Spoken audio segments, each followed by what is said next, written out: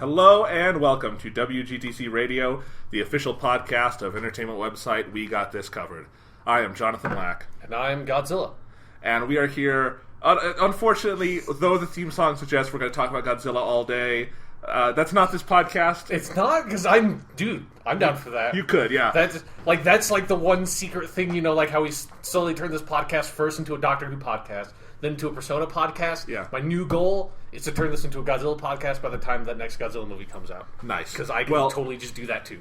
We will do a full Godzilla show someday. Yeah. That's one of those, back pocket episodes, but we need to have time to prepare. Yeah. We need to get ready for it. Fine, I'm ready. Any You're fucking ready. time. Well, do you want to tell... I've seen all of them. So. Do you want to tell the kids the specific association why I played Godzilla? Yeah. I mean, because we were just talking right before I recorded the podcast, and we were both taking Japanese classes for college, and in the class you have to give a presentation on some facet of Japanese culture. So I, of course, picked Godzilla movies because I've seen every single Godzilla movie, and it's a 5-minute presentation, so hey, pick something, talk about something I fucking know a lot of shit about Godzilla. So I gave the presentation yesterday. I got 5 points out of 5 points. Nice. It went really well.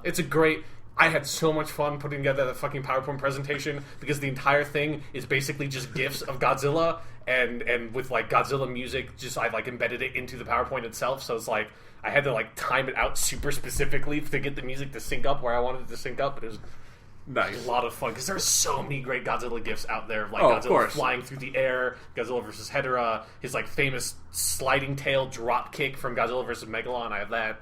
It's great. Fortunately, I did not manage to find an appropriate place to mention the comic book / commercial Godzilla versus Charles Barkley. Charles Barkley, the basketball star that was made, I believe, in the early 90s. YouTube it sometime. The Godzilla versus Charles Barkley. It's a commercial. They made a comic book adaptation of the commercial. And there's a GIF from it of just this really shitty Godzilla putting on these pink sunglasses, but I couldn't find a way to put it in my presentation anywhere. That's too bad. Yeah. So what kind of at the end of these presentations the other students are supposed to ask questions. What kind of questions did you get? I mean, mostly just odd silence because here let me just say that this is a 5-minute presentation. Mine was I ended up going to 8 minutes, which isn't terrible. Right. My original draft, because what I did was I sat down to make the PowerPoint. And I was just I'm just going to make what I want, and then I'm going to pare that down to what it needs to be. Right. My original, because I didn't have to write it out, because it's Godzilla, I don't need to write out the fucking speech. My original speech and PowerPoint presentation was 15 minutes long. So I cut that basically to half length, and instead of just being I'm just going to talk about Godzilla the character, or I'm just going to talk about the original Godzilla movie, or my favorite Godzilla movie, I decided to talk about the entire history of the Godzilla franchise, starting from 1954 up till now. And so managing to do that in 8 minutes, all with, here's, the 3 different eras of Godzilla movies, here's, the tonal shifts that happened, here's, what the Godzilla character went through, here's, what the Godzilla character looked like. It was a lot of information, so I think people were kind of shocked. But then I got, the basic questions, what's my favorite Godzilla movie? Is it Godzilla vs. Mechagodzilla? What's the worst Godzilla movie? Godzilla's Revenge. It's a fucking terrible movie. That kind of stuff. Right. Yeah. As you would. I got it, someone asked, because I mentioned that at the later era of, the movies I made in, the late 60s and early 70s had some weird, psychedelic shit in it. And then someone asked me, what was the, weirdest thing that's happened in the Godzilla movie? And I told them it's the moment in Godzilla vs. Gigan, where in the original Japanese film, Godzilla and this other monster, Anguirus, talk to each other, and they talk to each other in text bubbles that come up. And this fucking amazing song plays over it of this one guy singing Gambare, Gambare. It's fucking amazing. And then there's another moment there's a moment in Godzilla vs. Hedorah that's this 5-minute psychedelic nightclub sequence, but yeah. All right, so let's keep this going. Sean, what is the best Godzilla kill? I mean, Godzilla doesn't kill a whole lot. I mean, it would be Godzilla defeating Zilla, the American Godzilla in Godzilla Final Wars. that's the most satisfying one. Okay. It's it's a 1-minute fight scene where the American Godzilla from the shitty American Godzilla movie jumps at actual Godzilla. Godzilla swats him in the face with his tail. He flies into the Sydney Opera House because they're in Australia, of course. Yeah. And then Godzilla just blasts him with his breast and then walks away. What's the funniest Godzilla English dub? All of the Showa era ones are pretty fucking funny because they're. Okay. I mean, I really like Godzilla vs. Mechagodzilla is a great fucking movie, and that's one of the Showa era has dub shit in it, and it's just it's got this whole like James Bond aspect to it. The dub in there is pretty good. Nice. Yeah. The villain in that movie in the dub is pretty fucking cheesy. That's pretty great. All right. So yeah, this Godzilla podcast. Yeah. Sometime. So I have a slightly less interesting school story to tell really quick. Yeah. We're recording this podcast on Tuesday instead of our normal Monday because yesterday I had to take a test in science. Which is fine because I was finishing up a 15-page paper yesterday too, so I would have been able to do it anyways. Right. So it's all good. But like I decided, instead of spending 2 or 3 hours recording the podcast, I should study because I hadn't studied science since the beginning of the semester and we were having a midterm, all that. So I did that, but I just want to say something really funny about the science, because I just learned this before coming over here, and I thought it was so funny I had to share it.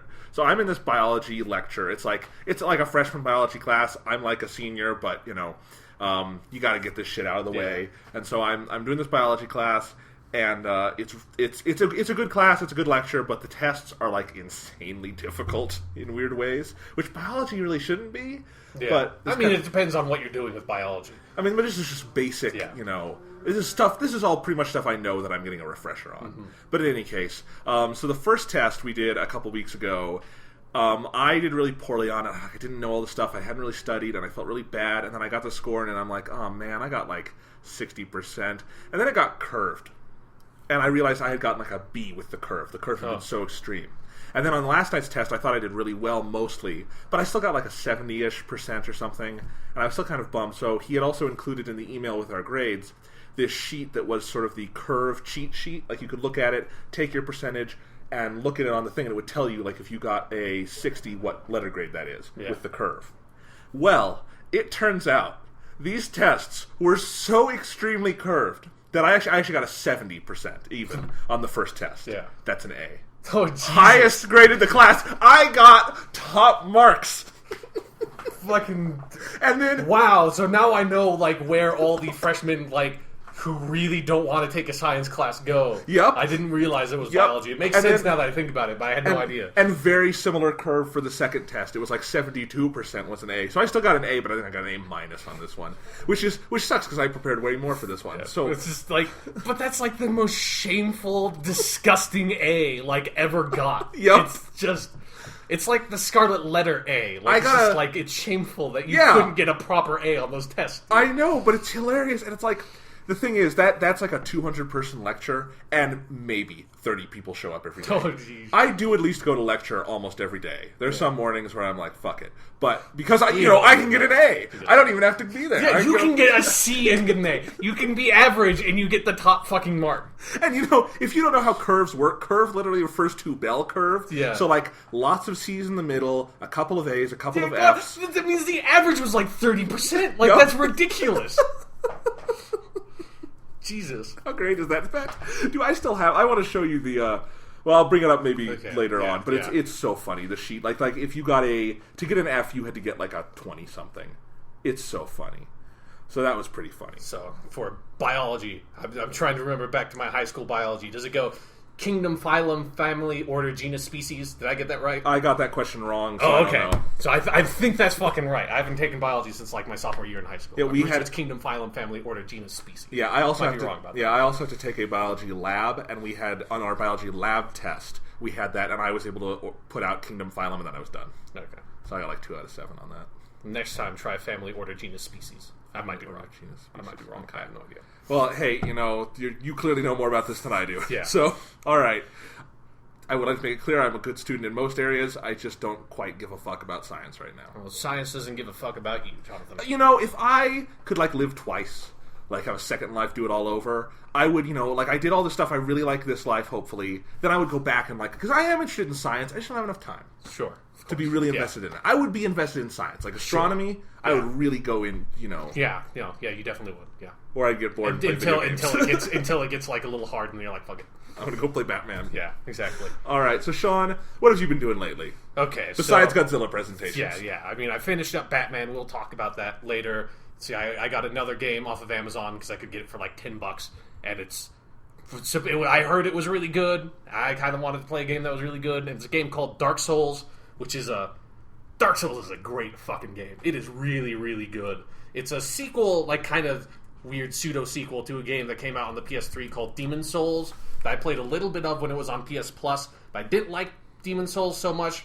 Like, mostly because I hit this part where you're on this bridge and a dragon comes and basically instantly kills you. Because for those who don't know, these Souls games are, like, brutally fucking hard. But it's more like you get through them by, like, patience and planning instead of, like, being really, really fucking, like, skilled at controlling the game. So it's almost kind of like almost Resident Evil 4 kind of like you need to just understand how the mechanics work instead of having to be really adept at manipulating the controls. But Demon's Souls is super bullshit where you hit this bridge and the dragon just kills you instantly, and you have to go under the bridge, and you come to another bridge and the dragon comes again and kills you instantly. This got annoying.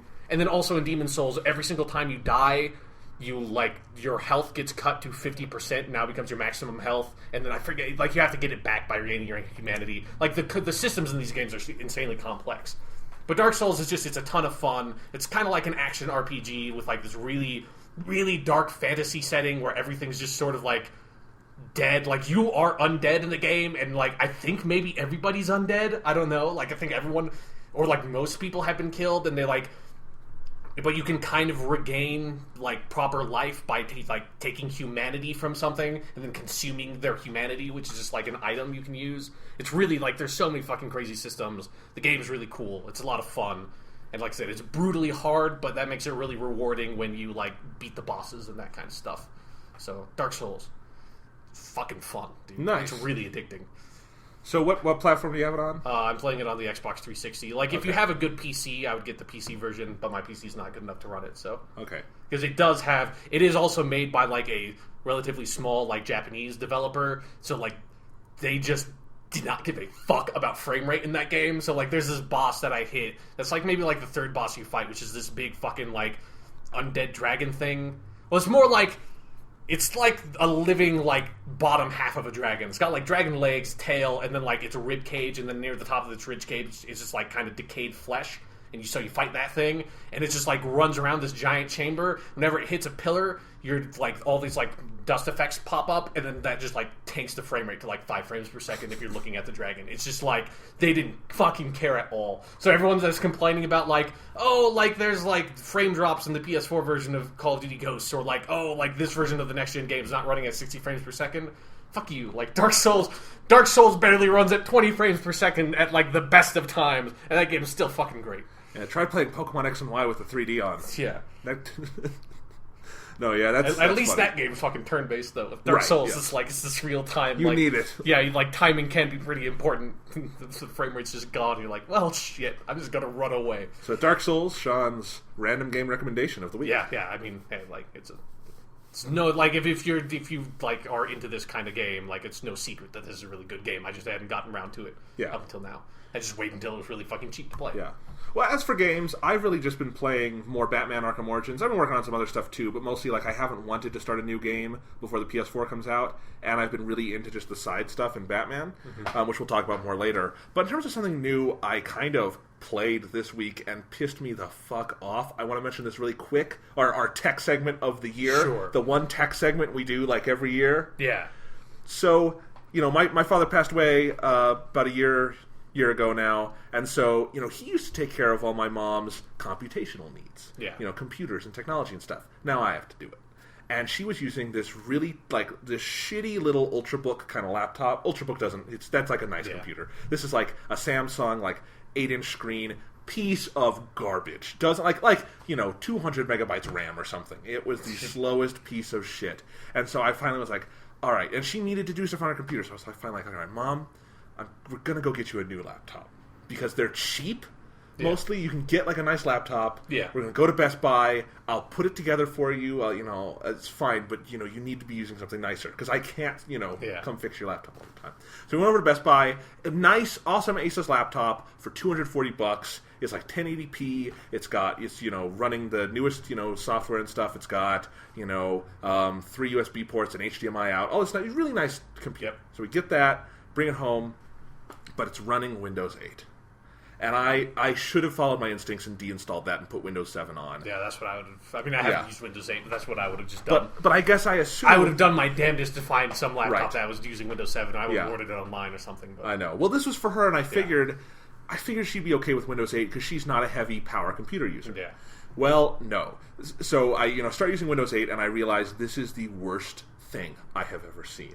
It is baffling. I don't understand what Windows direction with this is. And if you don't know, Windows 8's big new change is that the main screen is no longer your desktop. You can get to a normal desktop, but mainly it's like it looks like a bad iPod touchscreen kind of thing, but with really weird, like, different shapes and sizes of apps. I mean, it's the same basic. It's the Metro design thing that Microsoft also uses for like the modern 360 interface. Like that's kind of like the doubling down on that for like their Surface Pro tablets and that kind of Windows Phone shit. And it's awful, and it's doubly awful if you don't have a touchscreen, because then it's basically unusable. Yeah. And no, this computer did not have a touchscreen, because you don't need fucking touchscreen computers. That's stupid. Well, you also don't need tablets, as far as I'm concerned, but everyone fucking buys iPads, so... Yeah, well, but it's in any case.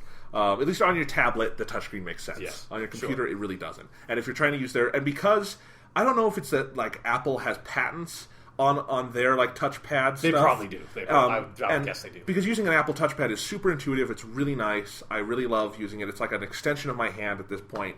But then the touchpad on a Windows 8 computer, none of the gestures make sense. Only scrolling makes sense.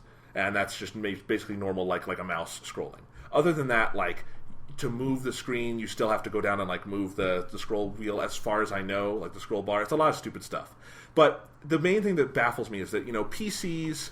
The main advantage for people is that, you kind of trade off stability for more usability. For freedom and it being like an actual thing you'd want to use. Well, right? Yeah, exactly. But Windows 8 gets rid of both of those. Windows 8 gets rid of all of it because it's not usable, it's not stable, and more than anything else, it's not customizable in the slightest. Here's the funniest thing: is that so my mom took 10 minutes with this thing and was like, I can't do anything on this. And I showed her how to get to desktop, and she still was like, well, this makes more sense. Like, here's a good example: the Internet Explorer browser you launch from the Metro window is different from the one you launch from the desktop, and the one you launch. Here's your problem: you're using Internet Explorer in the first place. I know. That's just a bad idea. Well, and I think I'm going to put a nicer web browser on there for her and stuff. But in any case, I'm just saying when I launched it, I have to use a web browser to do anything first. So I go to the Internet Explorer app screen. Well, that's not regular Internet Explorer. It's this weird full screen one where there's an address bar at the bottom, but once the page finishes loading, the address bar goes away and there's no way to get it back. You have to backspace several times with the mouse down there, and then it'll come up as it cycles through pages, and then you can click on it and access it. And I don't know how you do tabs or anything like that on that. It's just fucking terrible. Yeah, well, don't use... Right. Just, Just go to desktop, download fucking Google Chrome, use Google Chrome. Yeah, and that's fine. That's what I would do. And even if you go to desktop, there's a normal version of Internet Explorer that is just a normal window, like a Windows 7 thing, and it's got, a fucking X button and shit. Yeah. It's amazing. And anyway, so I, figured very soon that my mom would just know, because no sane human being is going to use that Metro tab. Yeah, exactly. And she's like, can't we just launch it into desktop? And I'm like, sadly, no, but Windows 8.1 can, so I'll update you to Windows 8.1. So I go to update to Windows 8.1. I go to the I go to Google Chrome, type in Windows 8.1, and I get to the website and it says, if you have an eligible computer, click here, and it'll take you to the Store app on your Windows 8 computer, and it'll allow you to download Windows 8.1. I do that never appears. The Store the Store app launches, but there's no place to download Windows 8.1. So I'm like, well, what do I do? Turns out I have to update the computer to the latest Windows 8 settings before I can do 8.1. So I go to the settings thing, which is super hard to get to the update, and it says there are 71 updates waiting. I'm not kidding, 71, and it said it will update at a designated time later. There's no way to manually update. It's amazing how much they have gone. This is so much further than Apple has ever been in terms of like sort of closed off systems. Because you know what? I can update my fucking Mac whenever I want. It's crazy. So I just wanted to share that because it was the amount of frustration working with Windows 8 was incredible. Yeah, like I said, I haven't used Windows 8, so I can't speak to it myself. But like I had heard people having frustrations, and it's like now that I've seen it, I'm like, if anything, the response was muted. It's like, this is bad. But yeah, so that was kind of funny. Okay. Yeah. Windows 8 tech segment. Jonathan, yes. Thumbs down. All right. We're going to move on to the main segments of our podcast now. We're going to talk about some movie stuff. We're going to talk about some game stuff. This is a real grab bag episode. Yep. First off, I wanted to follow up on something we talked about last week. Okay. Really quickly. We had a segment last week where we talked a little bit about sort of the video game industry and reviews and journalism and stuff. Mm-hmm. And there was something we said that I thought I wanted to clarify. Okay. All right. You and I talked about how personally, when we like hearing about video games, we prefer to either do it ourselves as critics, audio-wise, or listen to it audio-wise with multiple points of view. Mm-hmm. And that's just a personal preference. Yeah. Wanted to clarify, you should still definitely go look at, because obviously we're a separate segment of the website. We do our podcast thing. We do our own thing. But if you want up-to-date video game news and reviews and stuff, we got this covered. Actually has a really good video game page right now in terms of reviews and stuff. And, written reviews there and whatnot are actually, I think they've been really impressive lately. You can go read for all the latest stuff. So wanted to pimp that side of the website really quickly because I think we got a couple comments that it almost sounded like we were bashing. This is just like, for me, I mean, this just goes into like all of my own like thoughts on, because I don't write reviews, like that's not my thing. I personally find like this kind of content much more useful. But yeah, like if like reviews are still helpful for most people, I just have my own thing of what I like to do on the internet. And obviously, I'm not biased because I've been both. Yeah, I've been writing movie and TV reviews for like 11 years now. So yeah, I'm not, and we do movie reviews on this podcast. Mm-hmm. They're just different ways of delivery. Yeah. So I wanted to follow up on that really quick because I thought I thought about it after the fact and it sounded maybe a little unclear. So yes. All right, then. And we'll talk about some more gaming stuff later in the podcast. For now, Sean, here's a segment we haven't done in a while. Okay, yes. Talking movie trailers. Yes. Because, I think we fell behind on this a little bit, in part because there weren't a ton of exciting movie trailers coming out. But, and basically, the drill on this podcast. There's too much movies and game stuff out there to cover all of it, so we cover the stuff that we are specifically interested in, because that's where we can give you good discussions. Yeah. We had to talk about, like, the Hunger Games. I can't, Well, and I like Philip Seymour Hoffman in the Catching Fire trailer. That's our Hunger Games discussion. Right. And, I'm going to go see that movie. I'm looking forward to it on the level I'm looking forward to it, but I don't need to do an hour-long podcast segment on it. You'll be able to read my written piece on it whenever that comes out.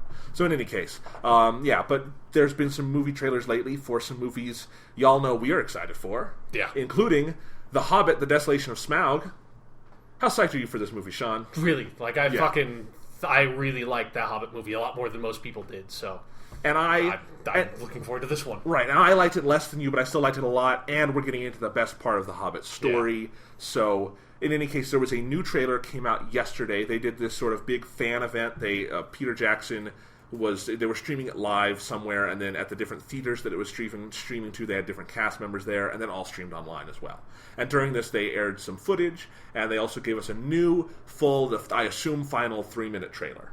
And we never talked about the second trailer that came out a while back, but we're specifically going to talk about the third trailer here. We just watched it. Yeah. Sean, what did you think of that latest trailer? It looks really fucking cool. It's sort of like, it feels like this clarifies definitely that, like, Desolation Smaug is going to be all the way up, like, we kill Smaug, and then the third movie very clearly seems it's going to be Battle of Five Armies, because, like, it felt like they had a lot of, like, stuff in there that would be at the very end of the Smaug section of the book. Right. So, like, I feel like that's... If anything, it's a little confusing to me, because I almost wonder what's left to do. Like, I know they're going to maybe have Battle of Five Armies, or they definitely will, but it's a lot of stuff they're going through in this movie, it looks like, from the trailer. Yeah. And it's kind of what I expected, but when you actually see it in trailer form and see all these different hints of scenes you love from the book, it's like, this is going to be a busy movie. Yeah, and there's a lot more plot to move through now than there was in the first movie. And I think that's a little interesting, where I felt like the first movie was definitely, to me, didn't have enough story to sustain itself. Where I thought it was a good movie, enjoyed it, I'm looking forward to watching the extended edition, all of that, but I thought it was a little thin, and this movie looks like it'll be almost more than enough than they'll be able to do in one movie, but that's better. That's like, this will be really, hopefully, tight and jam-packed. And then, no idea what they're going to do for the third movie, but we'll see. Battle of Five Armies, motherfucker. It's just, that's not a full movie. There's clearly going to be more original stuff. I mean, so you can. There's a lot of the Battle of Five Armies that you could expand, because that section of the book always kind of feels really weird. Yeah. I feel like kind of like it kind of. I mean, honestly, the Battle of Five Armies, like, I'm surprised that they're doing it at all, because it feels like if you're adapting that book, it's like you would just leave that section out, because it just feels so odd, because it feels kind of like the Scouring of the Shire from the Lord of the Rings. Well, but, like, the other way to do it is it kind of makes sense to fuck it. Let's just expand it all the way out to its own movie. That's, like, the only other way to do it than like, trying to somehow, like, keep it tacked on in some way to, like, a 2-movie thing or something like that. And then I assume it'll feel a little more like Two Towers, which is a war movie, combat movie, all leading up to this big battle.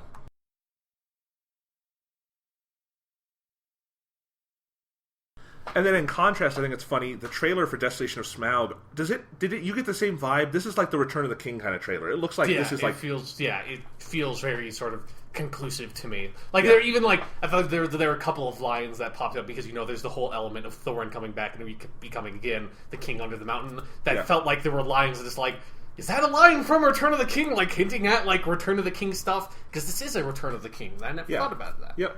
And, I'll say, even though I have some problems with how the first movie is paced, if the second movie is the movie that we're being promised by these trailers and will have the arc that Sean and I expect it to be, which will be from Bjorn to Defeat of Smaug, that will be a perfectly arced movie, and I can forgive any sort of slowdowns in the first film, because that's what, that feels like that is a segment of story that deserves its own movie. Yeah. And if you've read the book, definitely, there's just episodes in there that it just feels like the flow of it's going to be really good. And we're seeing a lot of hints of the ways they've expanded it. So there's a lot of Legolas in these trailers. Yeah. There's a lot of Tauriel, the new elf played by Lost Evangeline Lilly, who is not Glorfindel. She should be. If you're going to put an elf character that's not in The Hobbit, that you could have just put in Glorfindel because you cut his fucking ass out of Lord of the Rings. Well, they need a woman in the movie somewhere. No, they don't. There's not in the fucking book. That's the point, though, is that they're, they don't want it to be as much of a sausage fest as Tolkien. Yeah, there aren't any women in Lawrence of Arabia either. It's a fine movie, so it doesn't. I mean, it feels dumb to me that you would throw in a female character for the sake of having a female character. Well, that's worse to me than like just being like, hey, this was a book written for like young boys in the 1930s, like fucking, or the 1940s. Of course, it's. Well, but they're already only male characters, and I can understand they're already expanding it to such a degree that inventing a new character I have no problem with. And if Tauriel is a really good, interesting character, that'll be great. Evangeline Lilly's a good actress; she definitely looks the part. But I mean, you definitely can sense the amount they're pushing her in the trailer. She's got her own poster. This is because they need a female face somewhere just for marketing, and I trust. This definitely. I know all the Tauriel stuff came from drafts way back when I think Guillermo del Toro was working on this. So this is a character they've had in planning beyond, I think, marketing concerns. But it's interesting. Mm-hmm. But we're seeing also a lot of Thranduil. There's some great Bard the Bowman stuff in this trailer. I think the actor they've cast for him looks perfect.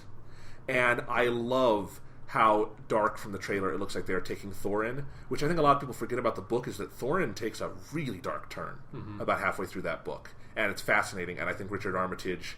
That's one of the things I was most excited to see, seeing how good he was in An Unexpected Journey. Yeah. And it looks like Desolation of Smaug, and then probably even more so in the third movie. But, they're definitely pushing that in this trailer, and I like that. Yeah. And then there's, they talk a little bit about the Arkenstone at the very end that feels like they're making the Arkenstone actually kind of fit in a way that, in the book, it just feels like, what the fuck is the Arkenstone? Where did this come from? It just pops out of nowhere. It's a nice jewel that Thorin wants because he's greedy. Yeah, exactly. It just felt... It seems like they're going to make that fit a little bit better, hopefully, than it does in the book, because it just feels like this weird MacGuffin that did not need to actually really exist for the book. We're also seeing a lot of Gandalf and Radagast going off to fight some necromancer. Need some fucking Seventh Doctor in there somewhere. So. Oh, yeah. Except for that. Yep. So, really good trailer. Sean, you were noting that you liked it, even in spite of it being a very sort of conventional... It's a movie trailer. Right. We were talking when we were watching it that, we've both seen so many fucking movie trailers at this point that they just... Movie, the structure of a movie trailer is so rote and abrasive to me now, where it used to be so exciting. Because it's so mechanically designed to excite you that, it just feels disgusting to me now. It feels so manipulative, Right. But then when you actually just kind of get to see the clips and ignore the fast cutting and the epic Latin chanting really quickly with the cuts, then you're just okay, this is a cool scene. That's a nice bit of dialogue. This is a really nice looking shot. Yep. So good trailer. In terms of other marketing, because this is a Lord of the Rings movie. Yeah. They need a fuck ton of posters. Yes. So they've also done because it's got a fuck ton of characters, they need a fuck ton of character posters. So they've done their character poster gallery. We've got Legolas. We got Thor. I actually like Thorin's. Thorin's is pretty badass. We got Gandalf's here. Gandalf's is okay. I would rather he have a staff. They should have just reuse Gandalf's character posters from the Lord of the Rings. Just throw just use the same pictures. Bart the Bowman's got a great one. If you look at these, sort of in conjunction while we're talking with this, his is the one where he's got the bow and he's he's being a bowman. Yeah. But it looks cool. Thranduil's looks very flamboyant. Yeah, he's got his big fucking, like, crown that looks like it was ripped from the pages of Aquaman. Bilbo's looks super photoshopped because I don't think Martin Freeman was actually wearing that wig. I think they put that on him in Photoshop. That looks weird. And then Evangeline Lilly looks pretty hot in her poster. So she's good for not her. Glorfindel. No. They could have made Glorfindel. Could they have made it Glorfindella and made her a girl? No. Okay. No.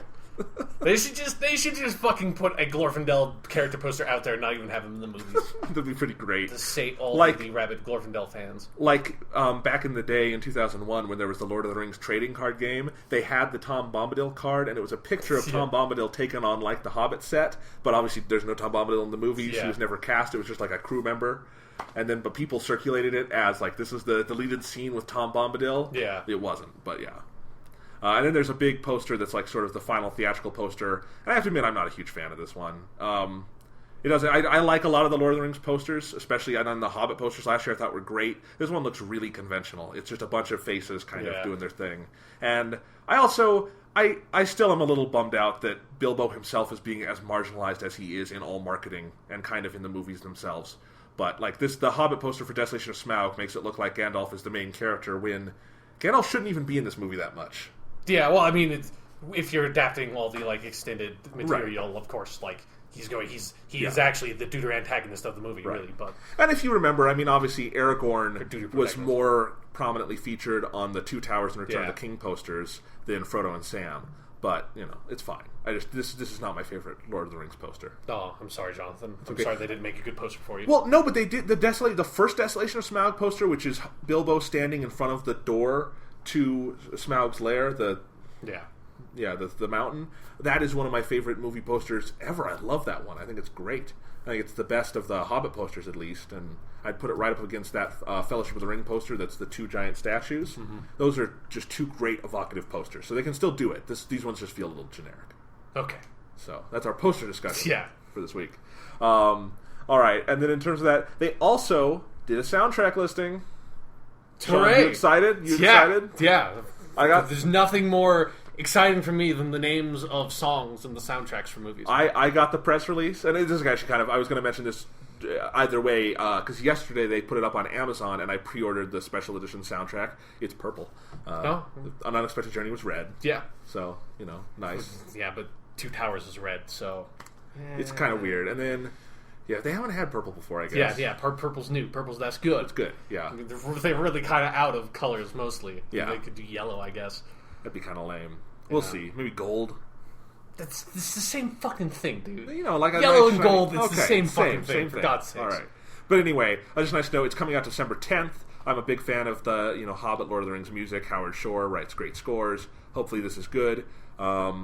And basically Are there any spoilers in the song listings? Well, I was looking, and it doesn't necessarily look like it. It also... I was being facetious because we know the plot of the movie. We do know the plot of the movie, although I'm trying to see if this tells us any more about where it ends. From the soundtrack listing, it doesn't necessarily look like they're going as far as the previews imply, to me. But that's just me. Yeah. But we'll see. And it almost looks like it's going to end on a cliffhanger. I don't think it will. I think they typically wrap these up. But like Bard the Bowman shoots the arrow that's going to kill Smaug into the camera and smash the credits in 3D. That fly. Yeah. I do like that Bard the Bowman's going to get to be a real character in these movies, because he's pretty badass in just his couple of scenes in the book. Mm-hmm. Especially in just how incredulous he gets to be for what the... And I like that they're going to let him be angry at the dwarves, because the dwarves fuck him over. Yeah, that's true. Thorin just fucking... He is responsible for the destruction of Lake Town. It's you... Guys, don't fucking... I get it. The dragon destroyed your home. He took what belongs to you. But don't start this shit up again, because we're going to get burned. And Thorin's like, yeah, fuck you, man. Yeah. Fuck you. I want my shit. I want my goddamn Arkenstone. Yes. All right. So in any case, the soundtrack confirms they're going to do the barrels thing. I'm just kidding. The trailers. That's in the book. There was actually before this was a trilogy, when it was a duology, and it was at Comic-Con. The big Comic-Con banner was the barrels. So because that's what everyone remembers. That's like the big iconic scene for the book. Barrels. Great scene. And I am interested to know if they ever, in the bonus features on the extended cuts, ever dive into what the exact cut in the 2 movies would have been versus the 3, because it still always feels to me like An Unexpected Journey was the movie it was going to be. But, yeah, it does kind of feel like that. But at the same time, I know I've been reading reports lately that a lot of the set reports that have come out for the Desolation of Smaug were really supposed to come out with An Unexpected Journey, because it was scenes that were going to be in that movie. And also, if you go back to the marketing at the time, they were really heavily implying there would be the barrel stuff and whatnot in that first movie. So that would have been a lot of material to cover in one movie. Yeah, it would have been. And I feel like what probably would have gotten cut is the first 90 minutes of that movie would probably have been like 30 minutes. And then, but also it would have been. It's weird because they really do pitch all the stuff under the mountain with the orcs and with Gollum as the climax. Yeah. So who knows? Who knows? Yeah. We may never know. I mean, we probably will. Yeah. Although if they as heavily make behind the scenes shit for these movies as they did for the Lord of the Rings, we'll find out. Oh, and speaking of, the extended cut Blu-ray of Hobbit: An Unexpected Journey comes out today while we're recording this. That was unexpected. Yeah, I think it's waiting for me at home. I ordered it from Amazon, so I think it's probably waiting at my doorstep. Hope it doesn't snow. And I'm really excited to watch it. Less for the extended cut itself than for the bonus features, because I looked at the list recently with some of the reviews. I think there's even more shit on there than was on the original extended editions. How is that even possible? There's like 2 movies worth of fucking shit on these. But they have 2 full Blu-rays of extras. 2 full Blu-rays. So they call them they're continuing the appendices numbering, so it's appendices 7 and 8. Jesus. And but it's a prequel. I know it's kind of weird, but be like 0 and -1. But it's the story of making the movies, and the making happened after. Yeah, but no, I know, it's kind of weird. Anyway, but the first appendices disc of The Hobbit includes a 2-hour documentary, and then a bunch of featurettes, and then all the concept art and stuff. And then the second disc contains another 2-hour documentary, and then 5 other hour-long documentaries. It's nuts. And then there's probably a billion different little Easter eggs that are all 5-minute featurettes too. Yeah. They're the Lord of the Rings ones were littered with those. Yeah, and it's crazy. It's all the same segments as on the original Lord of the Rings one. So if you liked, for instance, the Cameras in Middle-earth feature, I love those where they just take you to all the places they shot them and do some behind-the-scenes there. That's on this Hobbit one. All the stuff about, adapting the book from page to screen, that sort of thing. So I'm just a comprehensive list of the number of injuries all the actors sustained. That's always my favorite part, is hearing all the stories about here's how this actor almost died in this scene, and we use that take for the movie. Oh, okay. And I'm never going to be able to watch this movie again. And poor Sean Astin got it the worst. Yeah. There's a story of him at the end of Fellowship where he goes into the water. Steps on the piece of glass. Yeah, and impales his foot. It's oh my god. It's the fucking behind the scenes featurettes are more gory than the movies. Yes, they are. It's crazy. I'm psyched to watch those. The only thing this set doesn't have, that the Lord of the Rings ones did, is the Lord of the Rings ones had 4 audio commentaries per film. Oh, yeah. They're down to 1. And I understand. Everyone's busy, especially it would be tough to get Martin Freeman to come. Yeah, he's in so much fucking shit nowadays. Right. And I think the rest of the cast is too, honestly. They're all over the world. So I understand, but you still get the Peter Jackson, Philippa Boyens, Fran Walsh commentary. That's the main one I would want. Yeah. But basically it's I really like that they've kept up that same ethos of extras where this is more than you can ever watch. Here you go. And it's only $19.99 on Amazon. So that's nuts. Yeah, that's... Man. And if you want to get the 3D Blu-ray, you get 5 discs, because there's 2 for the 3D movie, 1 for the 2D movie, and then 2 bonus features discs. So it's kind of crazy. And they're still coming out on DVD too, and the DVD I think got the best cover art. Which happens. Is Rory popping out of the side? Actually, he's one of the dwarves. Yeah. But at the end, kind of leaning out from the... It's me! I'm not even in these fucking things. Here's Rory. Well, Doctor Who is distributed by Warner Brothers in America. They could have done that. They could have just taken that asset, put it on The Hobbit. I mean, that's what they should do with everything. The fucking cover to Batman Arkham Origins, Rory! With, like Joker face paint on him, too. Just, Photoshop that in there. Arthur Darvill is the next Joker. Yeah, actually, he'd probably be a pretty cool Joker. He probably would be. Yeah. All right. In any case, let's move on. That's Hobbit stuff. Excited for the Desolation of Smaug. That comes out December 13th. Obviously, we will have full review of that episode, an episode reviewing that movie, and probably some preview stuff too. I know we will discuss the extended edition and the set at length later on. Sure, yeah. Nearer the time when the movie comes out, when we both had time to see it. Mm-hmm. So yeah. All right. Other trailer I want to talk about is Captain America: The Winter Soldier. We got our first look at this movie. What was it? Last week? 2 weeks ago? Yeah, it's been like probably at least a week. Yeah, I think it was after the last podcast came out.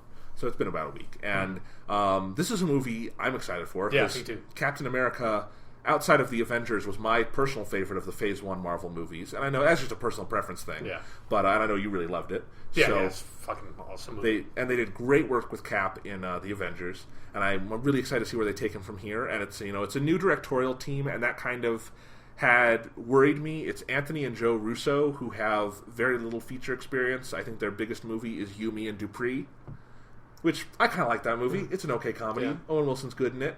But, not exactly Captain America material. But I saw this trailer, and I was excited. I liked the trailer. It's a pretty cool trailer. And I was kind of, because I knew Black Widow was going to be in the movie, I was surprised by how much she was in the trailer. Like, maybe that's like every single scene she has. She's she has all over that fucking thing. I believe she has second billing in the movie. She is like his sidekick in this film. So, like, this is they rolled in kind of the S.H.I.E.L.D. movie with Captain America. Which makes a lot of sense, because, like, Captain America deals more with that, like, if he's fucking Captain America. So if you're going to have the strategic homeland, whatever they, like, change S.H.I.E.L.D.'s initials to in this one, so, like, Supreme Headquarters. Yeah. Yeah, like, it's America shit. Right. And, I mean, Samuel L. Jackson will be in it a lot, and I think it's specifically just the specific story stuff they're setting up in this trailer I really liked, where it's not just how is Cap adjusting to, having been frozen 60 years, it's how is he adjusting to 2013 America, which is, it's kind of tough to be patriotic. Yeah. It's like, I wonder if there's going to be any NSA stuff, because it seems like that would have come out maybe a little bit too late for it to be in the movie at all. But there's still Patriot Act and all that. Yeah, but it feels like that in particular is like this really glaring, fucked up thing going on in American politics. Because, I mean, there was a whole section of comic books where Captain America was like, no, fuck America. Like, this is bullshit. Like, all this shit. Fuck this shit. I'm not being Captain America anymore. Right. I forget what he called himself after that. But I would be really interested to see how far they push that, because I think that's something that in Chris Evans' portrayal of the character, that's something I want to see, because so much of what he thought, in the first movie was, it was jingoistic, but it was with sort of a purpose. It was, you could see why he was patriotic. Fighting Nazis. Yeah. So. Right, World War II is the easy war to root for. Exactly. You can, and it was easy to be patriotic during those times. It's not Iraq, and I think that's what's going to be so fascinating. And I like that they are doing, for the second Captain America movie, something just a 180 from the first one. Like, that's really interesting to me, because I love that first movie, and if there was another one set in the 1940s, I'd love it. But, they've moved on story-wise and doing something sort of radically different. I mean, even the look, the cinematography of it is very different.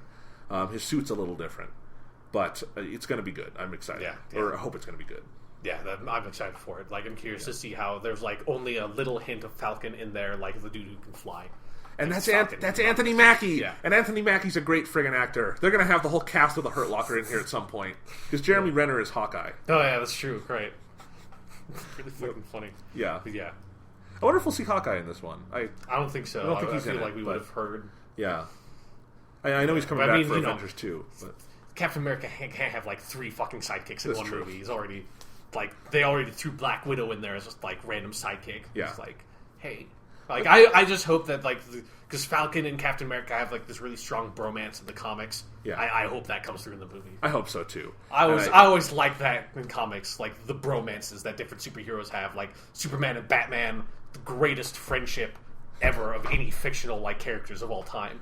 It's fucking Superman and Batman, which is why Batman vs. Superman, the movie's going to suck, because they're not going to be friends for most of it, probably. That's going to be too bad. Yeah. Weird news with that. This is weeks old, but I like that they already shot a scene for that movie. Yeah, was it something like something in a football scene? Yeah. So the exact same thing they did in Dark Knight exactly. Rises? Like I saw like there were like pictures of it, and it was like, what? It's like, is this an old picture from the set of Dark Knight Rises? Is this like a joke that someone's making about like because there's that whole big deal about like, here's this like whatever football team is playing the Gotham whatevers and this. You know what? Movie. You know what? If that scene is like context for Batman and Superman sitting in the stands together, sharing a beer, and kind of having a friendly rivalry for their teams, but just hanging out and being buddies. Good. That should be the last scene of the movie. Like they're friends now. They're just hanging out watching some football. It's like one dude like on the Gotham team is like running for the touchdown. He's like has this huge breakaway, and Superman like heat visions the football and blows it up. It's like huh. It's like what do we do? It's like, you son of a bitch. It's like, I can't stay mad at you. Yeah. And then they'll do a toast with their like beer mugs, and it'll just cut right there to credits. Like, I saw a really funny comment, probably was on Reddit, of someone saying, like, so is this movie going to be that Clark Kent and Bruce Wayne are rival football coaches? That they get, like, wrapped up in this somehow by the Joker and Lex Luthor? That would be so great. It's like, whoever wins the football game, like, their city gets to live and the other one gets destroyed. That would be so awesome. Yeah. There's so many great, terrible directions they could take this movie. Football and DC superhero movies is huge for some reason. Yeah, I guess so. This was college football, not... Okay, that's totally different. Yes. Yeah. This will be... Now all those, like, dumb plots I just mentioned, those are all ridiculous now. That's college football. Yeah.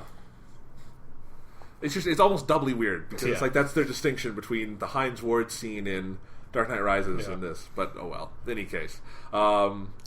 So yeah, I just think that's kind of funny because you don't usually hear about them shooting a scene months before principal photography even begins. Yeah. So, so it would be funny if they did a script revision and that just goes away.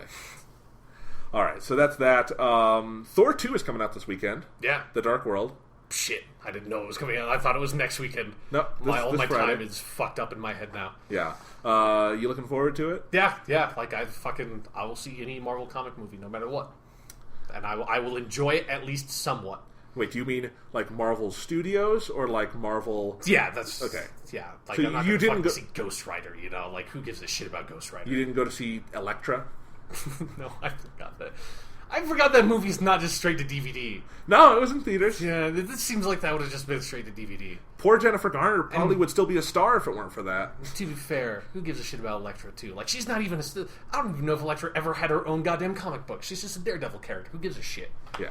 Oh, well. If you have not, like, headlined your own comic series for that is, like, a proper series, not just a mini-series, I don't fucking care.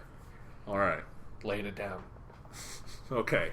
So, obviously not much to say about Thor: The Dark World yet, except...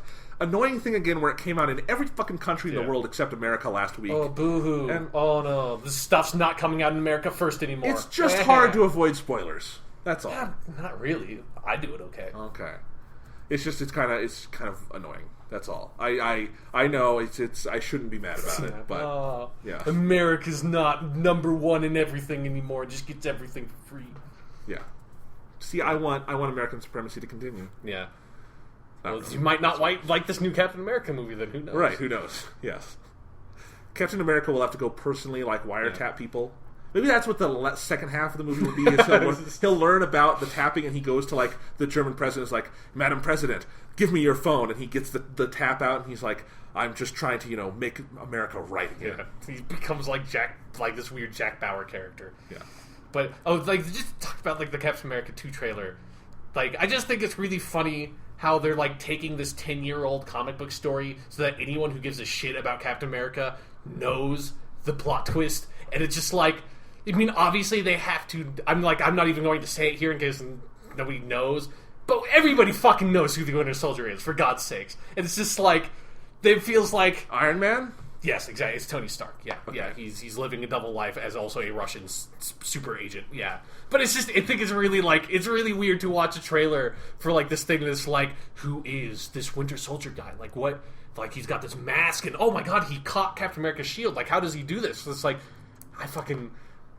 this is like a 10-year-old story. Like it's over 10 years old at this point. Everybody knows who the Winter Soldier is. Thor? It's Black Widow. Okay, that's going to be the. That's gonna be fucking weird. Exactly. All right. Well, in any case, other movie stuff. I saw a couple movies last week, and I wanted to quickly mention them because, along with Gravity, these are my two other favorite films of 2013 so far.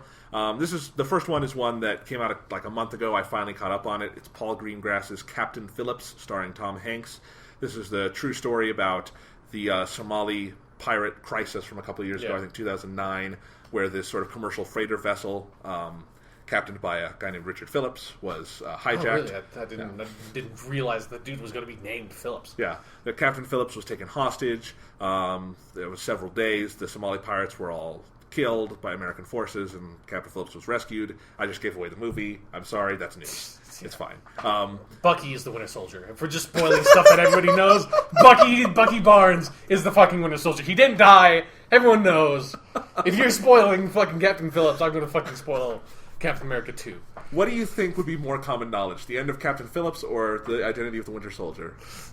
It's the Captain Phillips one, but I don't want to say it's Winter Soldier. Okay. Anyway, Captain Phillips is a terrific, terrific movie. It is about as tense as I've ever been in a movie theater. Even, knowing what ultimately happens, that doesn't matter. Paul Greengrass is such a good director of tension. And if you look at the 2 Bourne movies he did, which are, I think, 2 of the best action films of the 2000s, he did Supremacy and Ultimatum, and they're great. He did that United 93 movie, which was sort of the first film post 9/11 to deal with 9/11. It's the Godzilla of American cinema. Yes. Godzilla's nuclear bomb. Right, first movie to deal, yeah. I gotcha. In any case. But Captain Phillips, I think, is the best movie he's ever made. I think it's just extraordinarily acted. Tom Hanks has... The last scene of the movie is on Tom Hanks, and I think it's the most impressive thing I've ever seen Tom Hanks do on film. And I think Tom Hanks is, probably one of my top 5 favorite actors ever. I start thinking about all the great stuff Tom Hanks has been in, and I always realize I underestimate the guy because you just kind of take him for granted. Yeah, he's fucking good. Yeah, and in this movie, he is pushing himself as far as he's ever pushed himself as an actor, I think, and he's terrific.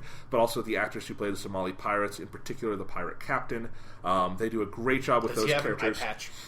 No.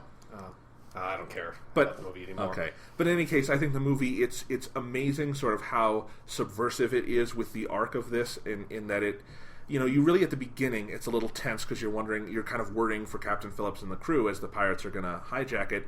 And as soon as there's this one scene where the pirates get on board and they realize this is an American vessel and they go, yes, we hit the jackpot, basically. And that's the turning point because you realize you guys don't get it. You are fucked. You are fucking with the United States of America. Yeah. This literally cannot end well. This is impossible for this to end well for these people. And these people are kind of forced into it by circumstance. And so while the movie never excuses what they do, from that point on, to me, it becomes this reverse tension where you're just waiting for the hammer to come down on these guys. Yeah. And because Captain Phillips is going to be okay, not just because he's Tom Hanks. Because he's Tom Hanks and because this happened in real life, but also you just kind of get this sense that America's probably not going to let anything happen to this guy, but they're definitely going to make things happen to these pirates. Yeah. And that is kind of the arc of the movie. And the last, 30 minutes in particular, is kind of the final standoff, is just jaw-droppingly, emotionally difficult to sit through. And I think when sort of the climax occurs, and especially what Tom Hanks has to do after that, it's so incredible. It's such a powerful movie, and it's so well done. And if you didn't like Paul Greengrass's extreme shaky cam in the Bourne movies, which I think is actually done very well, I think it's the best employment of shaky cam in action cinema, but still some people don't like it. Captain Phillips has kind of the aesthetic of where it's a little fly on the wall, but it's not sort of shaky in the way that would make anyone nauseous. It's not like the Bourne movies. Because there's not a scene of Bourne doing parkour off of rooftops and stuff. Yeah. Tom Hanks doesn't get to do that. That would be fucking awesome. Tom Hanks just single-handedly kills all the Somalian pirates and like crazy hand-to-hand shit that's in the Bourne movies. There's it's a big freighter ship, so there's all those big freighter boxes, so you can just parkour off them and stuff. Yeah. Spoilers, Captain Phillips is the Winter Soldier. All right. Can we get Tom Hanks in a Marvel movie? Sure. Could he have played Ultron? Yeah, that would be a weird one. I'm just kidding. I don't. Tom Hanks would be an okay Reed Richards. I could kind of see that in a weird way. Probably a younger Tom Hanks, though. Yeah, that's what I was thinking. But. Yeah. Oh, well. Tom Hanks is Dr. Doom? I don't know. I'm just trying to think Tom Hanks should be Uatu the Watcher. You don't know who the fuck that is, but that's who Tom Hanks should be. Okay. He should totally fucking be Uatu the Watcher. Who the hell is Uatu the Watcher? He watches shit that he's not supposed to interfere, but he always does. And it's because Galactus is going to destroy the world, so it's hey, Reed, you should make the ultimate nullifier. And Reed Richards is okay. And so then he makes the ultimate nullifier and defeats Galactus. Alright. Yeah, that's who Uatu the Watcher is. In the first appearance, yeah. Who could Tom Hanks be in the Thor universe? Thor? I mean, I don't know that much about Thor. He could have been a good Odin. Sure, yeah, kind of. I like Anthony Hopkins. Yeah, the problem is, Tom Hanks would then have to do some sort of, vaguely British, Icelandic accent. That would be really fucked up. Okay. Yeah, okay, maybe he won't fit in the Marvel universe. Yeah.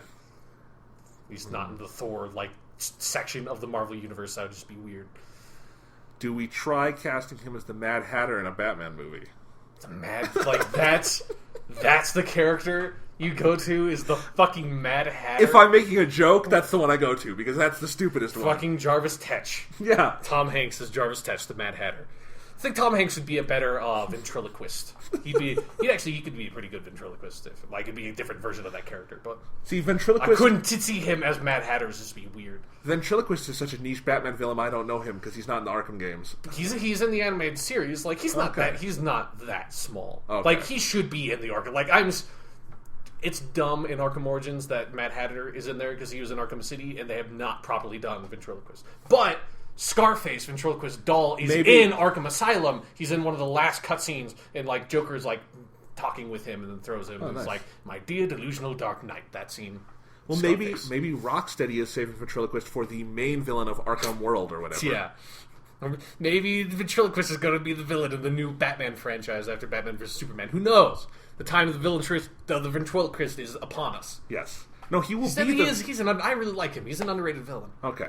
In any case, other movie I saw this week, if you're in Denver, it's playing at the Mayan exclusively for this week. It'll be expanding nationwide pretty soon, or more across the nation. This is Steve McQueen's 12 Years a Slave. If you know Steve McQueen's previous work, it includes Hunger and Shame. Shame was my favorite film of 2011, and 12 Years a Slave could very well be my favorite film of 2013. It is utterly stupendous. It stars Chiwetel Ejiofor as Solomon Northup, the free man in antebellum South, or antebellum North. I don't know if you can say antebellum North. I wouldn't say Pre-Civil War North. Sure. He's a free black man, was born free, has a family sort of upper middle class, and he is kidnapped and sold into slavery. As the title suggests, spends 12 years in slavery, and that the movie is his story. And there's so many different directions I could go with praising this movie. Basically, you've just got to see it and experience it for yourself. What I'll say is that the amount of control Steve McQueen and everyone in the cast and crew displays telling this story is staggering. Because the Hollywood big version of this story would be, for one, it would probably have to be Will Smith as Solomon Northup. Or Denzel Washington, the two black actors they cast in lead roles in Hollywood. Morgan Freeman. Morgan Freeman's too old. Yeah, Morgan Freeman. of that age range. And it's one of those sad things where there's not enough big headlining black leading men or women, even fewer women, sadly. But and Chiwetel Ejiofor should be one of them, especially after this movie. If you didn't get enough of it out of Serenity, where he's fucking great in that movie, he kind of plays like the Jubal Early equivalent, but for the film. He's awesome in that. That's cool. No, because nothing's as good as Jubal Early. Yeah, but, exactly. Yeah, in any case. But the amount of control... if this were the Hollywood version, for one, it would be so overdone. It would be... You would have to, really just sort of lather on the pain in a way that isn't sort of honest, but is sort of schlocky. You would have to cut back over and over again to Solomon Northup's wife and kids, mourning his disappearance. Mm-hmm. But this movie is all... Not necessarily from his POV, because one of the things I like is that from place to place he goes, we kind of see the stories of other people along the way. But it's still Solomon's story. We don't break his POV in terms of we don't cut to other places that he can't see or he is not at. And so that really hammers home the horror of it, the isolation of it.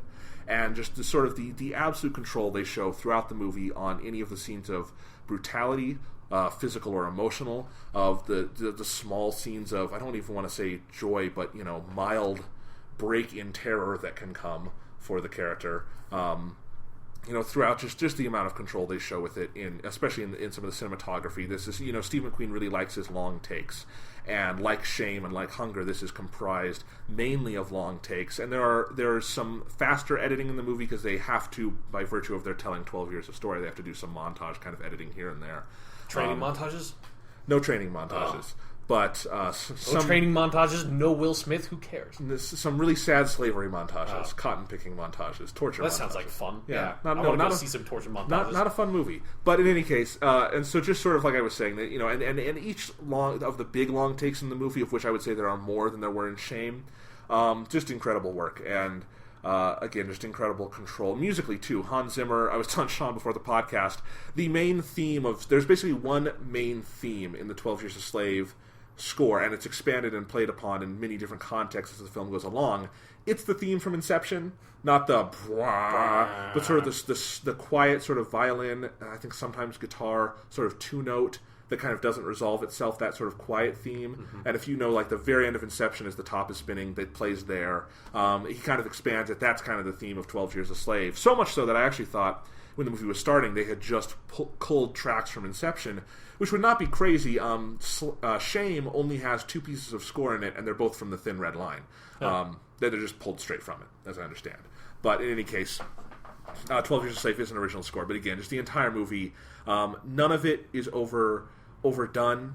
And I think it allows you, in some cases, obviously this is a highly emotional situation. It lets you just feel that raw and viscerally. And sometimes I think it's more intellectual and processing these emotions from a more intellectual side. But either case, it's really amazing. And Chiwetel Ejiofor, there's no words to describe his performance. It's brilliant. Same with Michael Fassbender, who plays bad guy. And, if you like watching Paul Dano get the shit beat out of him, go see 12 Years a Slave. Because I, for one, fucking hate Paul Dano and like seeing the shit get beat out of that guy because he fucking annoys me. And if you don't know, he's the guy from There Will Be Blood, who... the priest. And I don't know, there's something about that actor. Like, I don't want to hurt people. I don't think people should be hurt. I want to other than when you're, like, playing a video game. You're just, like, the most sadistic, twisted motherfucker I've ever met. Yeah. But for some reason, there's, like, something about how Paul Dano acts that is so sort of artificial to me.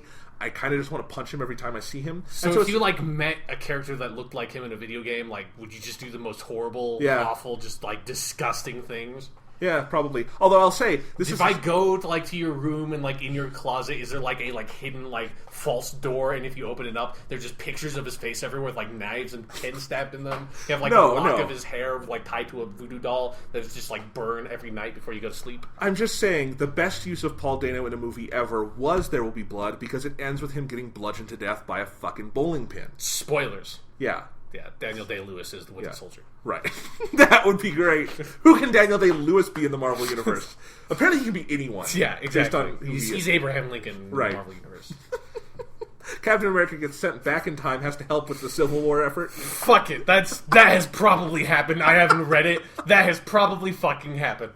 I would be more surprised if no such story like that existed than if it did. Like this... So that'd be crazy if nobody's done a Captain America goes back in time to the Civil War story. So yet. Captain America, someone needs to make that comic if it hasn't. So since crossovers are all the rage, Captain America 3 can be Lincoln 2, and it can be directed by Steven Spielberg. He goes back in time and saves Abraham Lincoln from getting killed. It's just like the first shot of Captain America 3 is like the last section where like Lincoln is walking off at the end of Lincoln to go to the theater, and it follows him instead of like cutting from there. Right. That'd be fucking amazing. That'd be the best movie ever. And like theoretically, if you didn't know what it was, you wouldn't know it's a Captain America movie until John Wilkes Booth comes in, and then Captain America throws the shield from the stage. Yeah, exactly. Right. Oh man, that'd be so good. That'd be so good.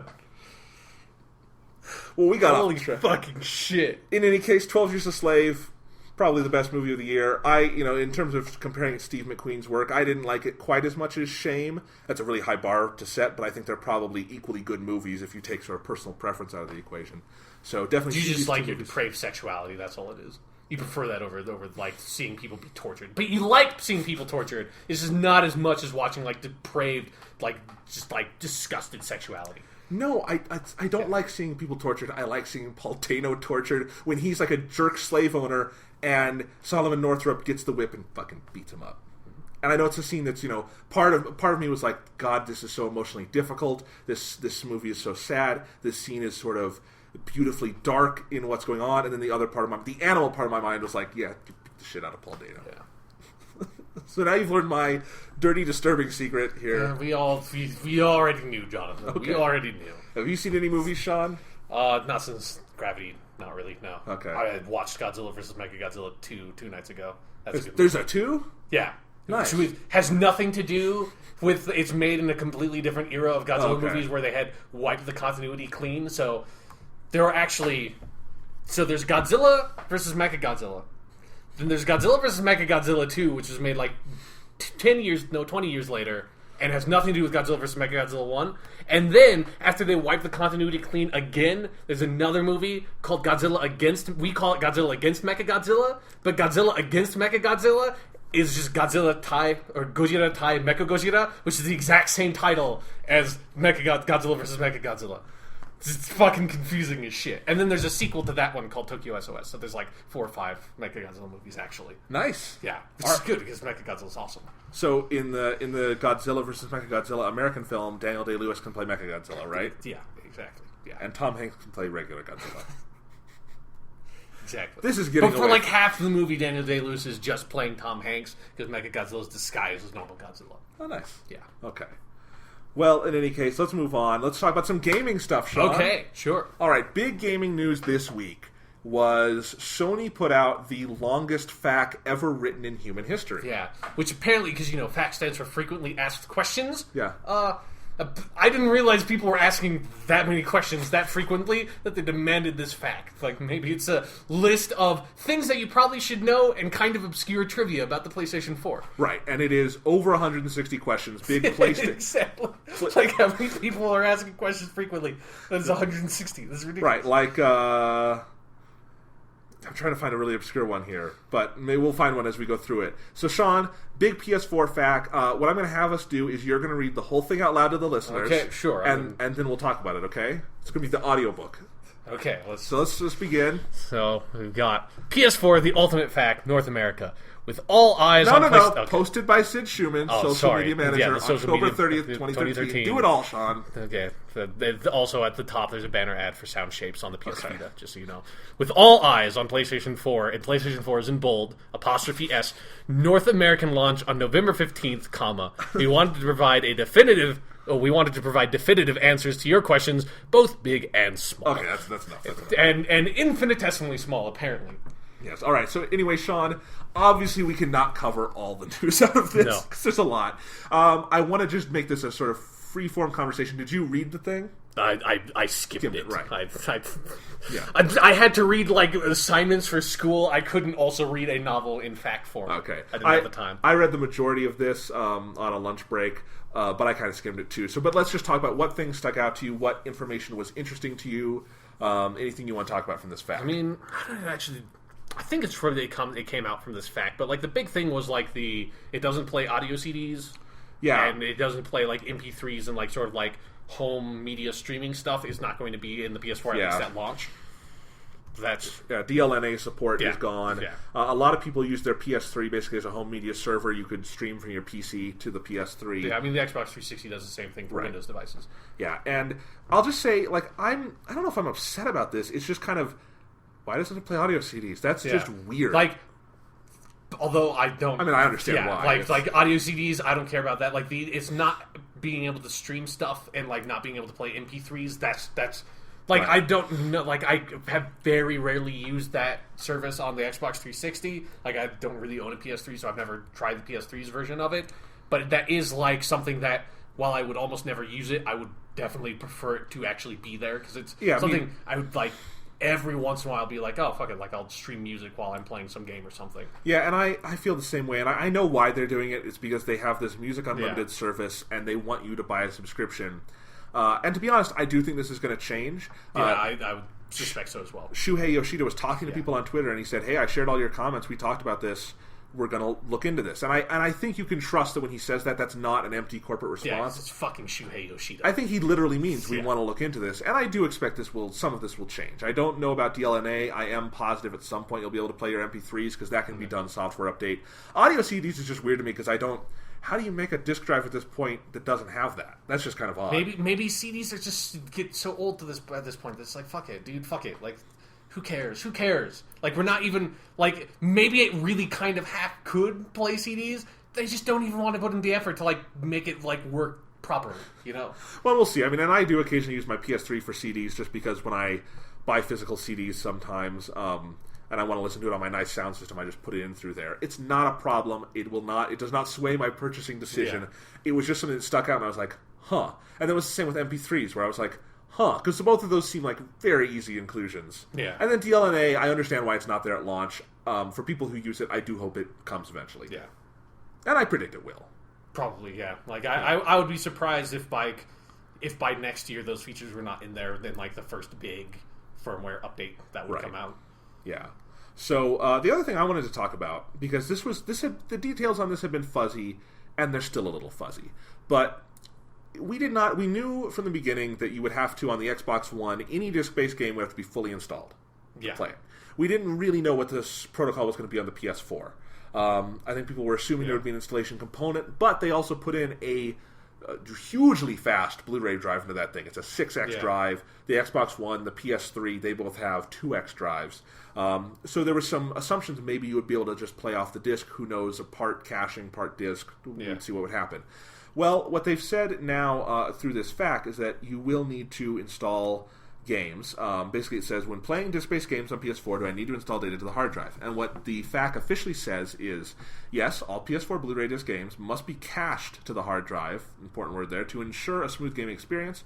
However, certain titles may not require you to wait for the game data to be fully cached before starting gameplay.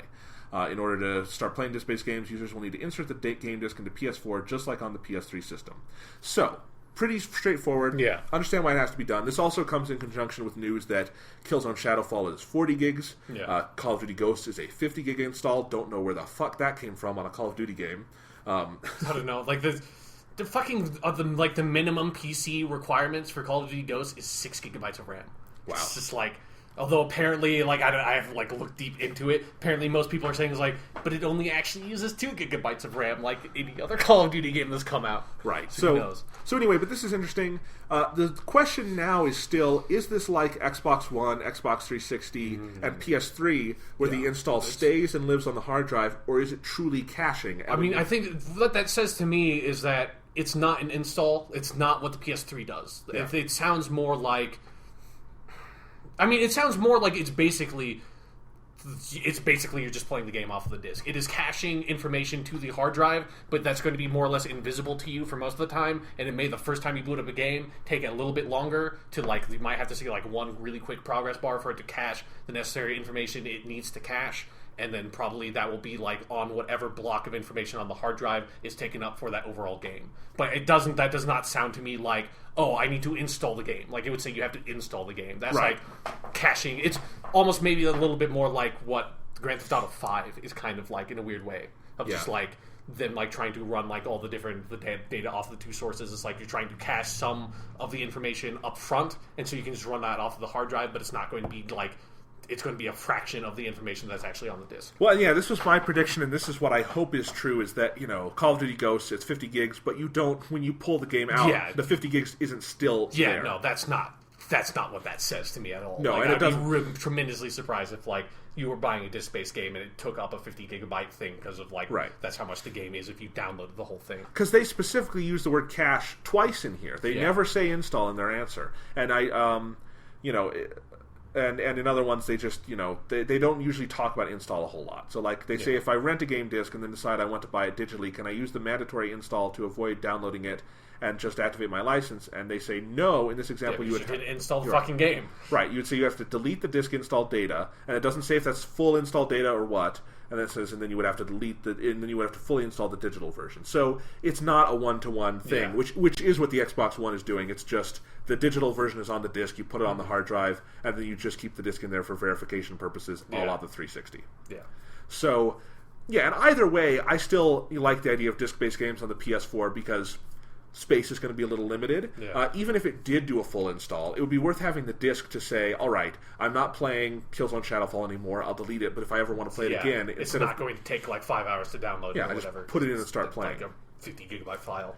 Or, if one day the servers go down and they're not offering this game anymore, I still have the disc to put it in and install. So, hopefully it's a caching thing, because there is only 500 gigabytes in the PS4. It's, it sounds like a lot, but if these were all 50 gigs, that would fill up really, really fast. Yeah. But I don't think that's what's happened. Yeah. So that's an interesting point from the FAQ. And I haven't seen this being covered a lot. I would like to hear more about this. But I think it's interesting. I just don't think there's nothing, like, most of, like, what really came out of this, people took from it was the MP3 and DLNA stuff. For some reason, people were really surprised by the fact that the PS4 is not going to be able to use external hard drives. Yeah, why because are people... we knew that. He's just like, no, you buy different internal hard drives, and this FAQ carries all the information for like what that hard drive has to be like. So if you want to buy one before you get the PS4, like, look at this, it tells you exactly what you need to get. Yeah, and I think that was super fascinating because every time this gets mentioned, people, for some reason, throw a fit about it. I like what the PS4 does way better. You just I would much rather have an internal hard drive in the fucking thing than having another hard drive sitting there under the TV that's plugged in. Like, that's kind of a pain in the ass and looks really bad. Yeah, and PS3 owners of any version of the PS3 know it's awesome. You can just really easily take the PS3, you take out like 2 screws, you get the hard drive bay out, you put in your laptop hard drive. Basically, it's a 2.5 inch SATA 2, any size you want. And you put the thing in and you put it back in and do the screws and it's fine. Yeah. And it's very similar, it sounds like, on the PS4. Specifically, they say it's equipped with a 5400 RPM serial ATA 2 drive. You can't have it any thicker than 9.5 millimeters and no larger or no smaller than 160 gigabytes. I don't know why you would downsize your hard drive, but well, I don't know. Freaky fucking people out there, man. Yeah, like their tiny hard drives. Right. So in any case, that's all good news to me. And it's just like, it's so weird that I feel like we have known that the PS4 is the one that does not do external hard drives, and the Xbox One is the one that does not do other internal hard drives since like these fucking machines were announced. And it's like this fact comes out and everyone's like, you can't use external hard drives on the PS4. They already told us that. Like, that question was not frequently asked because we knew the fucking answer already. It doesn't even belong on the goddamn facts. Exactly. And people don't take facts literally enough anymore. And one of the big benefits of this with the PS4, for instance, is that you will not be able to expand your storage at all on the Xbox One at launch because it will not support internal hard drives ever. It will not support external at launch. That's coming later. So, that's a little annoying, I'm sure, for some people. I like the idea with the PS4 that if I decide I gotta upgrade this day one, I can do that. I can order a hard drive today and have it ready. Yeah. So, which I still might do. I'm considering whether or not I'm contemplating it as well. Yeah, I found a 3 gig one or 3 terabyte one the other day that I might get. It was like still under 100. Mm-hmm. But size, I was not sure on the size because the thing about shopping for internal hard drives is that Sony has made it perfectly clear what you need to have. But sometimes when you're shopping on Amazon and stuff, it's hard to find all the necessary information. Yeah. But in any case, and I should say, if you go through the comments on these, there's a lot of comments, but they do answer back to some questions that people had further beyond this. Yeah, because some people somehow had occasionally asked questions that present themselves in the comments. Right. So in any case, what else do we have on here? Anything important? I don't think so. They went through all the stuff about region locks and used games and all that. And a lot of this information was stuff that had already been out there. It was just nice to have it all in one place. Good to know. It kind of clarified some stuff about the DualShock 4 and the headset jack. Mm-hmm. Basically, they suspect that pretty much any third-party headset will work. They can't guarantee it, but like if you have your Apple EarPods or Skull Candies or anything, you can put them in there and not only listen to game audio, which is awesome. I love that you just put headphones right in the controller, super easy. But also chat will probably work through those. Here's one I was kind of weirded out by. Sure. The box, even though every picture of the PS4, almost every picture that Sony has advertised has the PS4 standing upright on a stand, and in fact the PS4 box that you will get on November 15th has the PS4 on a stand, the stand does not come in the box. Sold separately. So I'm not surprised at that. Surprised. I'd kind of expected it because it was on the box and they'd never said anything about it and they'd talked about it, but it's just kind of weird. So in North America, vertical stands for PS4 will be released by partners as officially licensed program products during PS4's launch window. See, I was thinking of standing mine upright because I'm kind of limited on space right now, and I cannot do that with the PS3. You're not supposed to. So you can put something under there.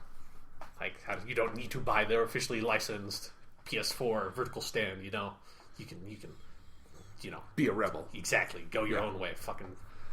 But in any case, so Sean, was there anything in here that made you just fucking hate the PS4? Everything. I hated that it was so fucking long because I didn't want to read most of it. It pissed me the fuck off. It's like, God damn it. Now I'm just going to have to wait for other people to filter out the information. And, what? It doesn't play audio CDs. That's weird. Right. Okay, my poor...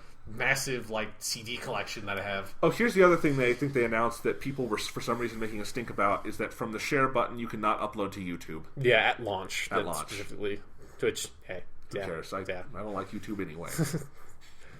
There's enough like shitty video game videos on YouTube that clutter that shit up anyways. They don't need everyone to flood those channels on day one. And you can capture the video anyways, and then just like take the video and upload it to YouTube. Right. It just doesn't. You just need to be a middleman in that scenario instead of it just being like press the button and it just goes to YouTube. Yeah, and you'll be able to capture from HD-based capture devices, HDMI-based capture devices further in the future, not at launch, which is understandable again. And then you can, it'll stream to Ustream and Twitch, and you can archive with Twitch. You can archive with Ustream. So I'm really excited actually to try that streaming stuff day one and see how that works. So just to test it all. My sick Killzone Shadowfall multiplayer kills, and then I can make a fucking YouTube montage set to like what do kids listen to? It's not Green Day, Best Days of Our Life. I was thinking like fucking who would put like I was thinking like Call of Duty montages and shit. Nobody puts Good Riddance like Times of Our Life. Nobody puts that song up. That's not a like badass fucking here's my 360 no scope kill song. What are you thinking? I was going to say like Linkin Park, but I don't think people do that anymore. I'm out of touch with what the kids are into nowadays. Katy Perry. Yeah, some like fucking Taylor Swift bullshit. Like I don't know. Yeah. One of the 100,000 Taylor Swift songs about breaking up with her boyfriend. Yeah. Put that over Call of Duty. Yeah. But yeah, I'm gonna have to watch a bunch of Call of Duty kill montages so I can find out what's popular and then make Killzone Shadowfall, or I'll get Call of Duty Ghosts or something and make montages in that. Now that I can just fucking share it, not to YouTube, just on Twitch. I'm not going to get Call of Duty Ghosts. I read the reviews. I wasn't going to get it anyways. All right, so that's PS4 FAQ. Kind of interesting. I'm psyched for the PS4. 10 days out from now. It's fucking 10 days. That's crazy. I'm stressed because there's stuff I need to get done before that comes out. Because I don't want to have to do stuff after the PS4 comes out. Luckily, it's not that far away from Thanksgiving either, so we got that little break period. Although I'm going on vacation. Yeah, well, that's your fault. I'm gonna take the fucking PS4 as a carry-on. just hold it, the box. That'll be my carry-on. Like, sir, you can't just walk on just like holding this PS4. It's, no, it's mine. No, it's like, sir, no.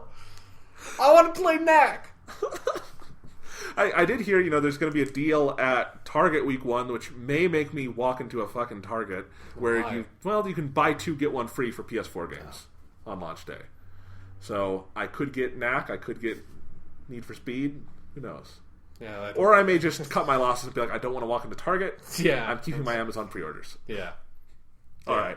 That's what I would do. In any case, I'm going to move things around on our outline a little bit because I want to ask you about this. Fucking flipping the script here, guys. Well, going off the rails. Outline, throw it out the goddamn window. What, Jonathan? What are we switching up? Well, okay, we've talked before about what are our launch plans for PS4, what games we're going to play. Well, we've heard about some of these games. Yes. We have not played them yet. Because a lot of them are cross-generation titles and are releasing on the current generation. Well, already. One of them released today as we record this. Call of Duty Ghosts. Really quickly, let's talk about last week's big release. It was Assassin's Creed 4. We got this covered we got this covered as a full written review. We obviously have not played it. I just wanted to ask Sean, from the reviews, are you more or less excited about it? That game looks awesome. Because now I didn't know what the modern day sections were because I hadn't looked that deep into that side of the game, and now having read the reviews, now that I know what it is, what they're doing with the modern day, fucking genius.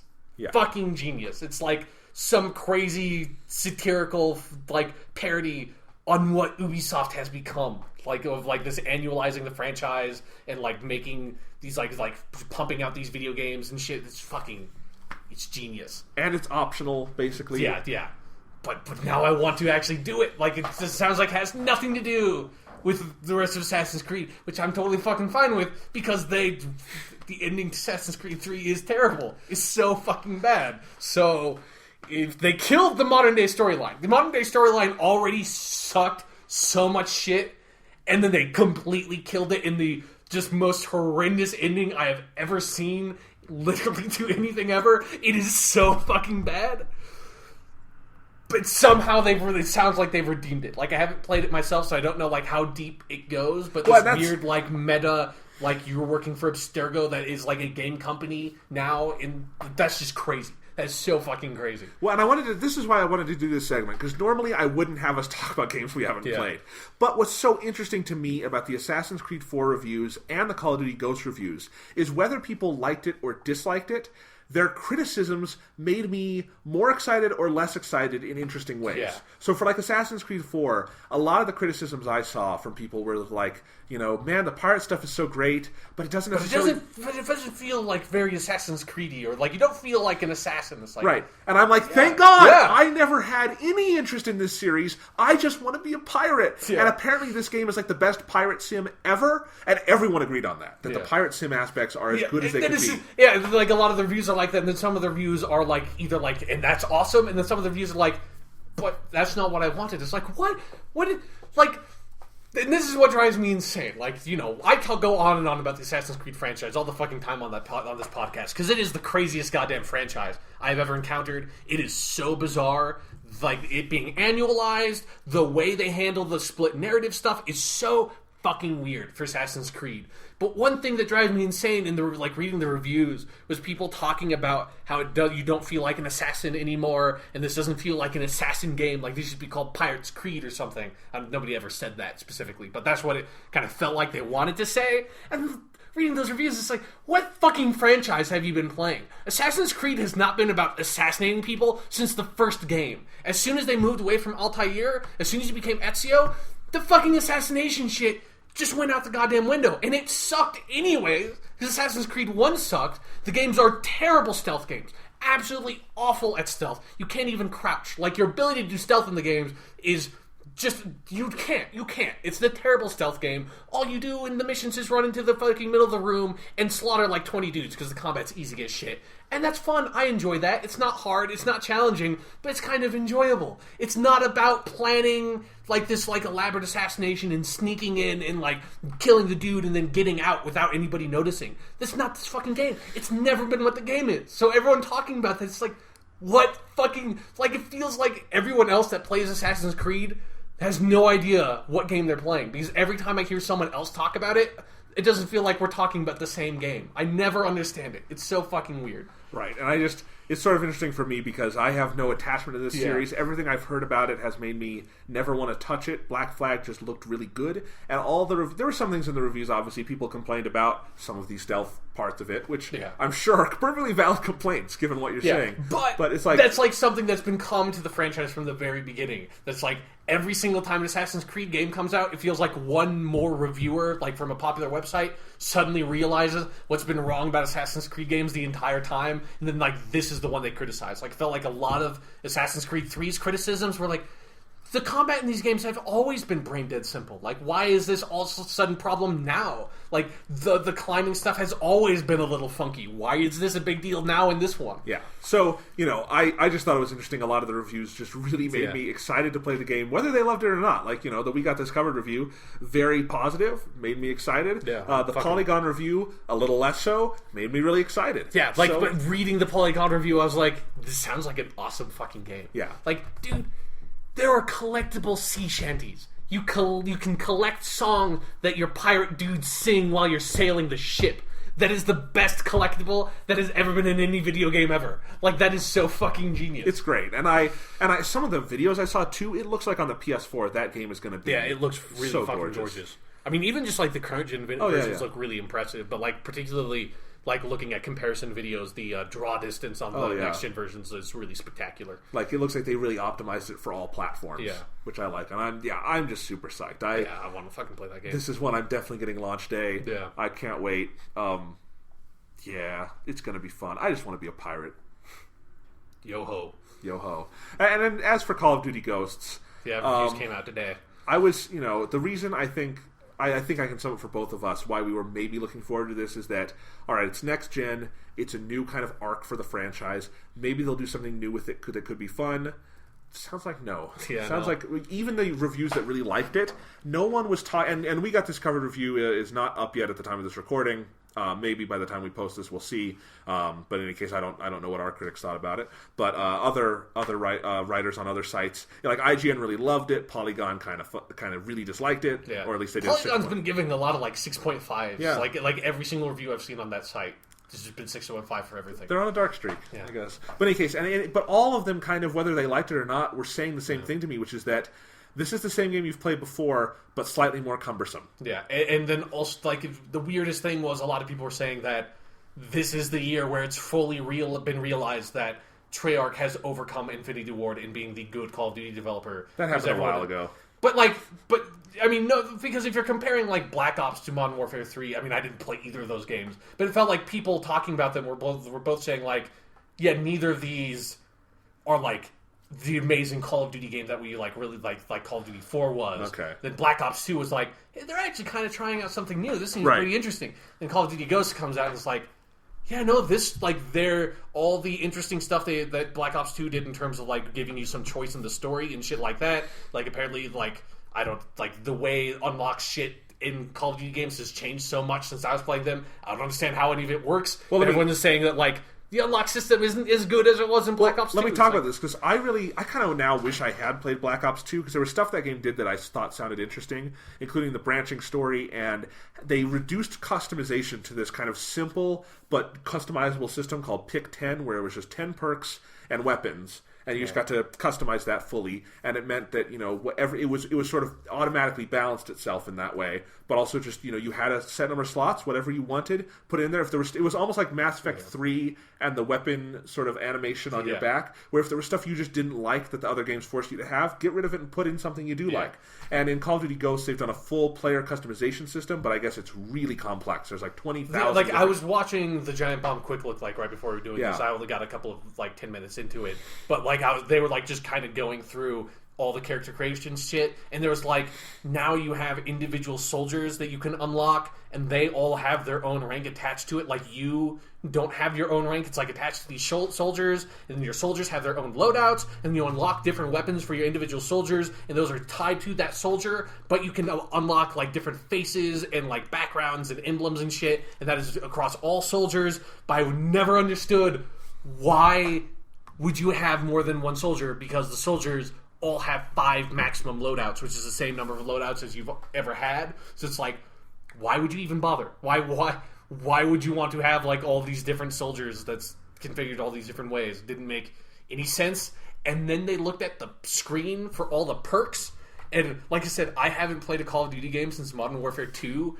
Now the perk screen for selecting all the perks was a 7x5 grid. There were 35 fucking perks in that game now. Like, Jesus. That's crazy. Like, I don't remember the exact number, but I want to say there was like maybe like 15 perks in Call of Duty Modern Warfare 2. Like, there certainly was not 35. Like, it's just like the multiplayer in those games just looks so bloated to me at this point, of like, with all the different unlocks, that it's like, I've been out of that franchise for so long that now I feel almost afraid to even jump back in if I wanted to, because it's like, there's so much shit in here now. Like, this is crazy. How am I ever going to figure out like which perks I want to use? But it's just like, you know, I liked the sound of the Black Ops 2 system because it actually sounded kind of inviting. Like, you've got your 10 slots. You know, that's simple. You can get your head around that. Yeah, and you can apparently, in both Black Ops 2 and Ghosts, actually, you can just say, fuck it, I don't want to carry anything except my goddamn combat knife. That's it. And you can just run around with a knife. Nice. Like Counter-Strike style. But yeah, it sounds like the campaign is just more of the exact same from the other Infinity Ward games, at least, which is just excess upon excess upon excess. It sounds like the entire campaign is QuickTime events. Yeah. And like scripted set pieces and shit. Yeah. They still haven't done real cutscenes. It's all on loading screens. There are some nice things they've done in multiplayer, like no longer are there kill streaks that come from the air and like nuke the map. Yeah. They all are ground-based, so they're not just completely cheap bullshit. But it's just, I don't know. It's like, even the people who really like the game, and you know, IGN, they have a rule at IGN. No Call of Duty game can get anything resembling a non-rave. Yeah. Because, and you know my proof for that? I just looked this up on a hunch. They gave Call of Duty 3 8.8. Yeah. Wait, Call of Duty 3? Yes. I thought you said Modern Warfare 3, like I filled that in. Fucking, who could give Call of Duty 3 a score that wasn't 0? Like, that game... IGN! That game is so... Call of Duty 3 is so fucking bad. Because it's such a terrible game. It has the most broken multiplayer of any game I've ever played. It's completely busted. It's the most unbalanced, bullshit, just horrible multiplayer I've ever played. But this is my point, is that, you know, you talk about how Assassin's Creed, with every new game, someone figures out... Yeah, someone figures it out. Like, one more reviewer was like, oh, wait... parts of this franchise are terrible. But, like, you know, it's funny because, and I feel like that kind of happens with Call of Duty, but I feel like for a while now, a lot of outlets have been like, you gotta give us something new. Yeah. But, like, IGN every year, it's like, Call of Duty is the best thing ever, 9 out of 10 out of 10, whatever, you know, fuck it, everyone gets a 9. Yeah, dude, and Call of Duty 3 is not a good game. That's not a good game. They gave Ghosts an 8.8 also, so I guess we can equate. Well, then, okay, that's, judging by that scale... And don't take review scores like seriously or anything like that. But if you did, that would mean Call of Duty Ghosts is real fucking bad. Is a really bad game. And I hate doing the thing where you harp on review scores because I hate it when people do that. But it's something where I think it's kind of funny where IGN every year has it, because I read their Call of Duty reviews every year. That's the first place I go, and it's like they always express they kind of wish things would shake up a little more. And then they just praise the game for 5 pages. And it's like, especially the one that broke me on that was Modern Warfare 3, where I fucking bought Modern Warfare 3 because I read the IGN review and they made it sound like it was doing interesting stuff.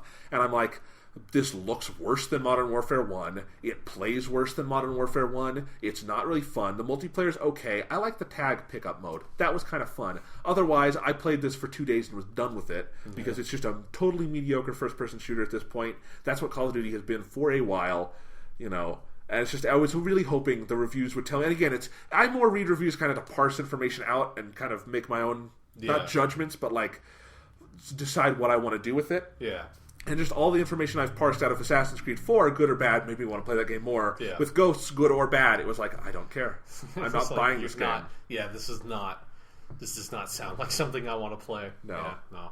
I mean, and it's like the overall tenor of the reviews, like if you're like going into scores and shit, has been low. Like for a game like that, I think it's in the 70s on Metacritic, which no other Call of Duty game I'm aware of.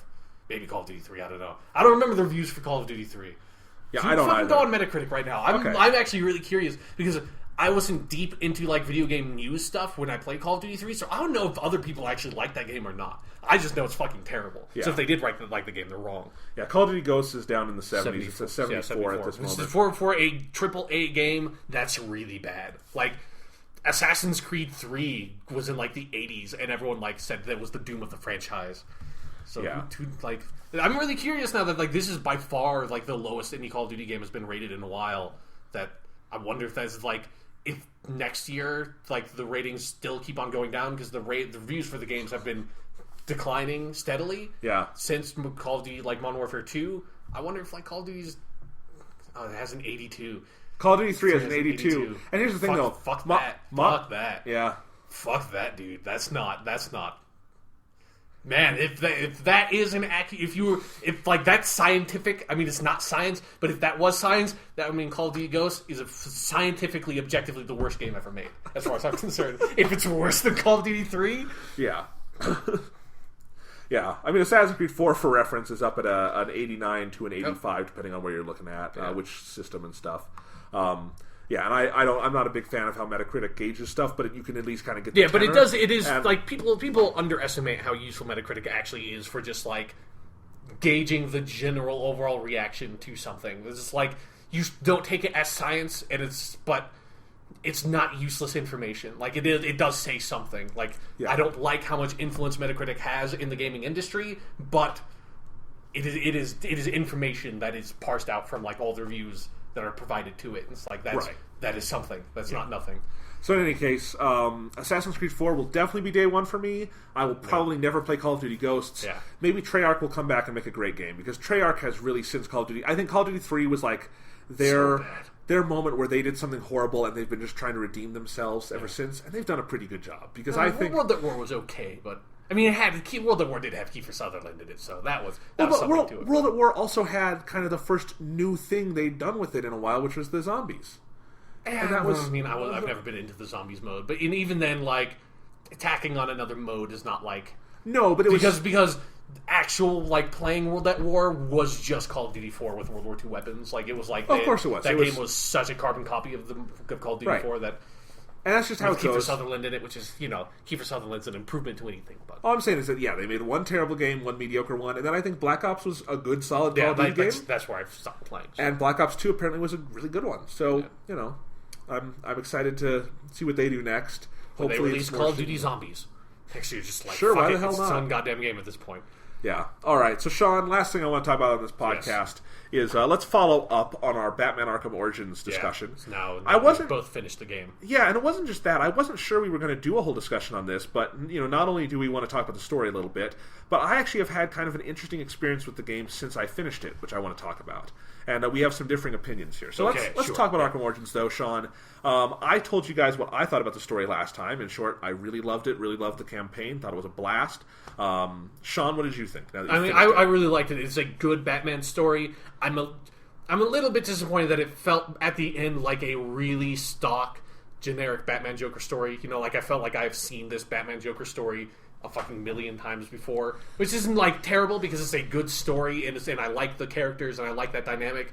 But it is I've read a lot of Batman comics. Oh yeah, I've watched all the Batman movies. I've played all these games. It's the Batman Joker thing is so kind of rote at some point that it's I was hoping they were going to go a little bit new. That's one of the things I like about Arkham City is that since Arkham City is so detached from Batman continuity that they were just able to say, fuck it, we're going to kill the Joker. That's Arkham City's been out for a while. Being able to do that with the character, that's fucking cool. It's kind of like Return of the Joker, the Batman Beyond movie, is able to do something completely different with the Joker because it does not have to give a shit about being part of a continuing series, I haven't seen that movie yet, don't tell me. The Joker's already dead by the time that movie begins. So it's there's a great fucking...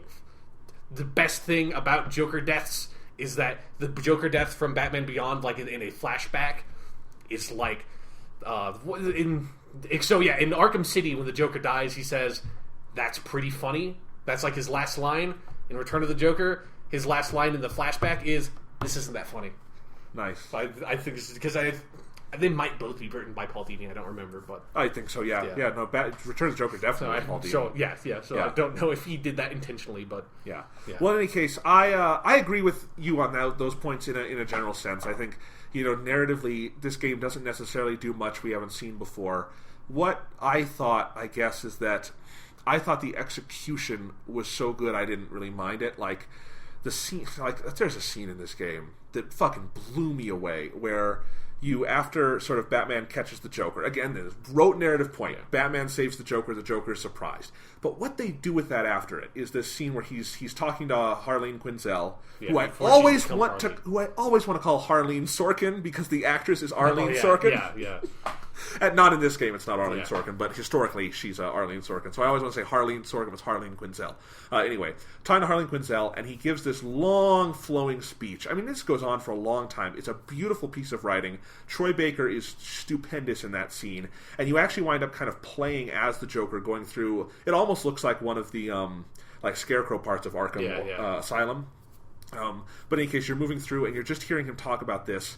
And again, the thematic point of it is a very basic Joker thematic point, which is that the Batman kind of completes him.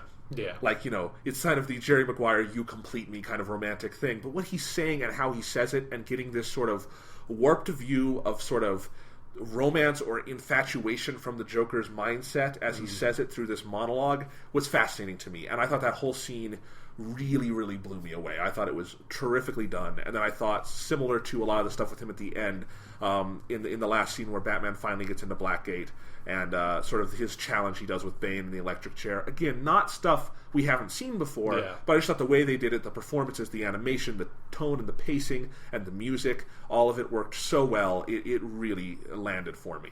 And I thought it just, thematically, I thought it honed in on something smart where, again, as I've said before, I think the Arkham games are the story of this relationship between Batman and the Joker. We saw the end of it in Arkham City. Yeah. We go back to the beginning, and I think it's a very sharp beginning that very much follows in on the themes Paul Dini wrote about in Arkham Asylum and Arkham City. Yeah. So those were my thoughts. Yeah, I do agree that it's really well executed, but it was just and one of the things was I felt by the time I got to the end of the game, I just feel like I fought Bane because we fought Bane in all these fucking games. It's I don't know what give Bane a rest. By the time I was fighting Bane again, and they did the fucking thing where Bane super injects himself with way too much venom, and he becomes crazy Bane. It's not my favorite. How many times has this happened to Bane? What?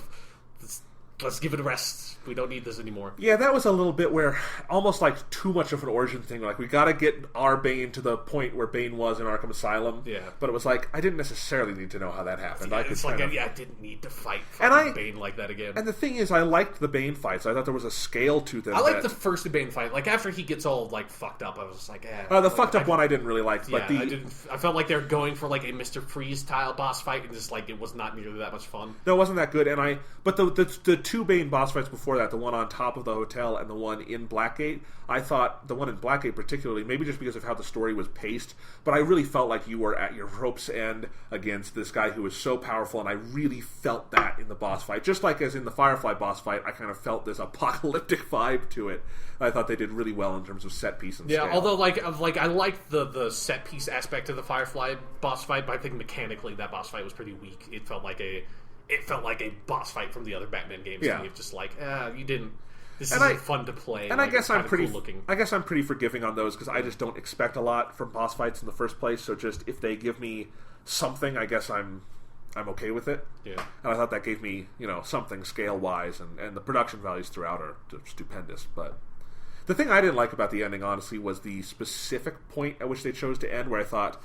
Like, I was a little disappointed in the Batman and Joker's final standoff, where Batman just punches the Joker until he gets knocked out. I wish Batman would have said something. They would have indicated a little more clearly where Batman's mind was at here. And I think that throughout the game they did a really good job where it was, Batman has not seen, like, derangement on this level before. Yeah, he has not encountered anything like the Joker, because there ain't anything else like the Joker. Like, when you're going around and there's just all the dead bodies, I mean, they put the Joker in a very dark place in this game. It's a fucked up version of the Joker. Yeah, and Batman feels that, and I think they do that really well, where this change, like, whatever innocence he has left, and, not that Batman has a whole lot of innocence, but he has a certain naivety that things aren't going to get this bad, and that's shattered in Arkham Origins. I really liked that, and I wish the last scene between him and the Joker, I think they're trying to hammer home his disgust, but I think they needed to balance that. It looks like he's trying to kill the Joker at a certain point. It really does. Like, if the Joker survived that pummeling, that was on accident. Yeah.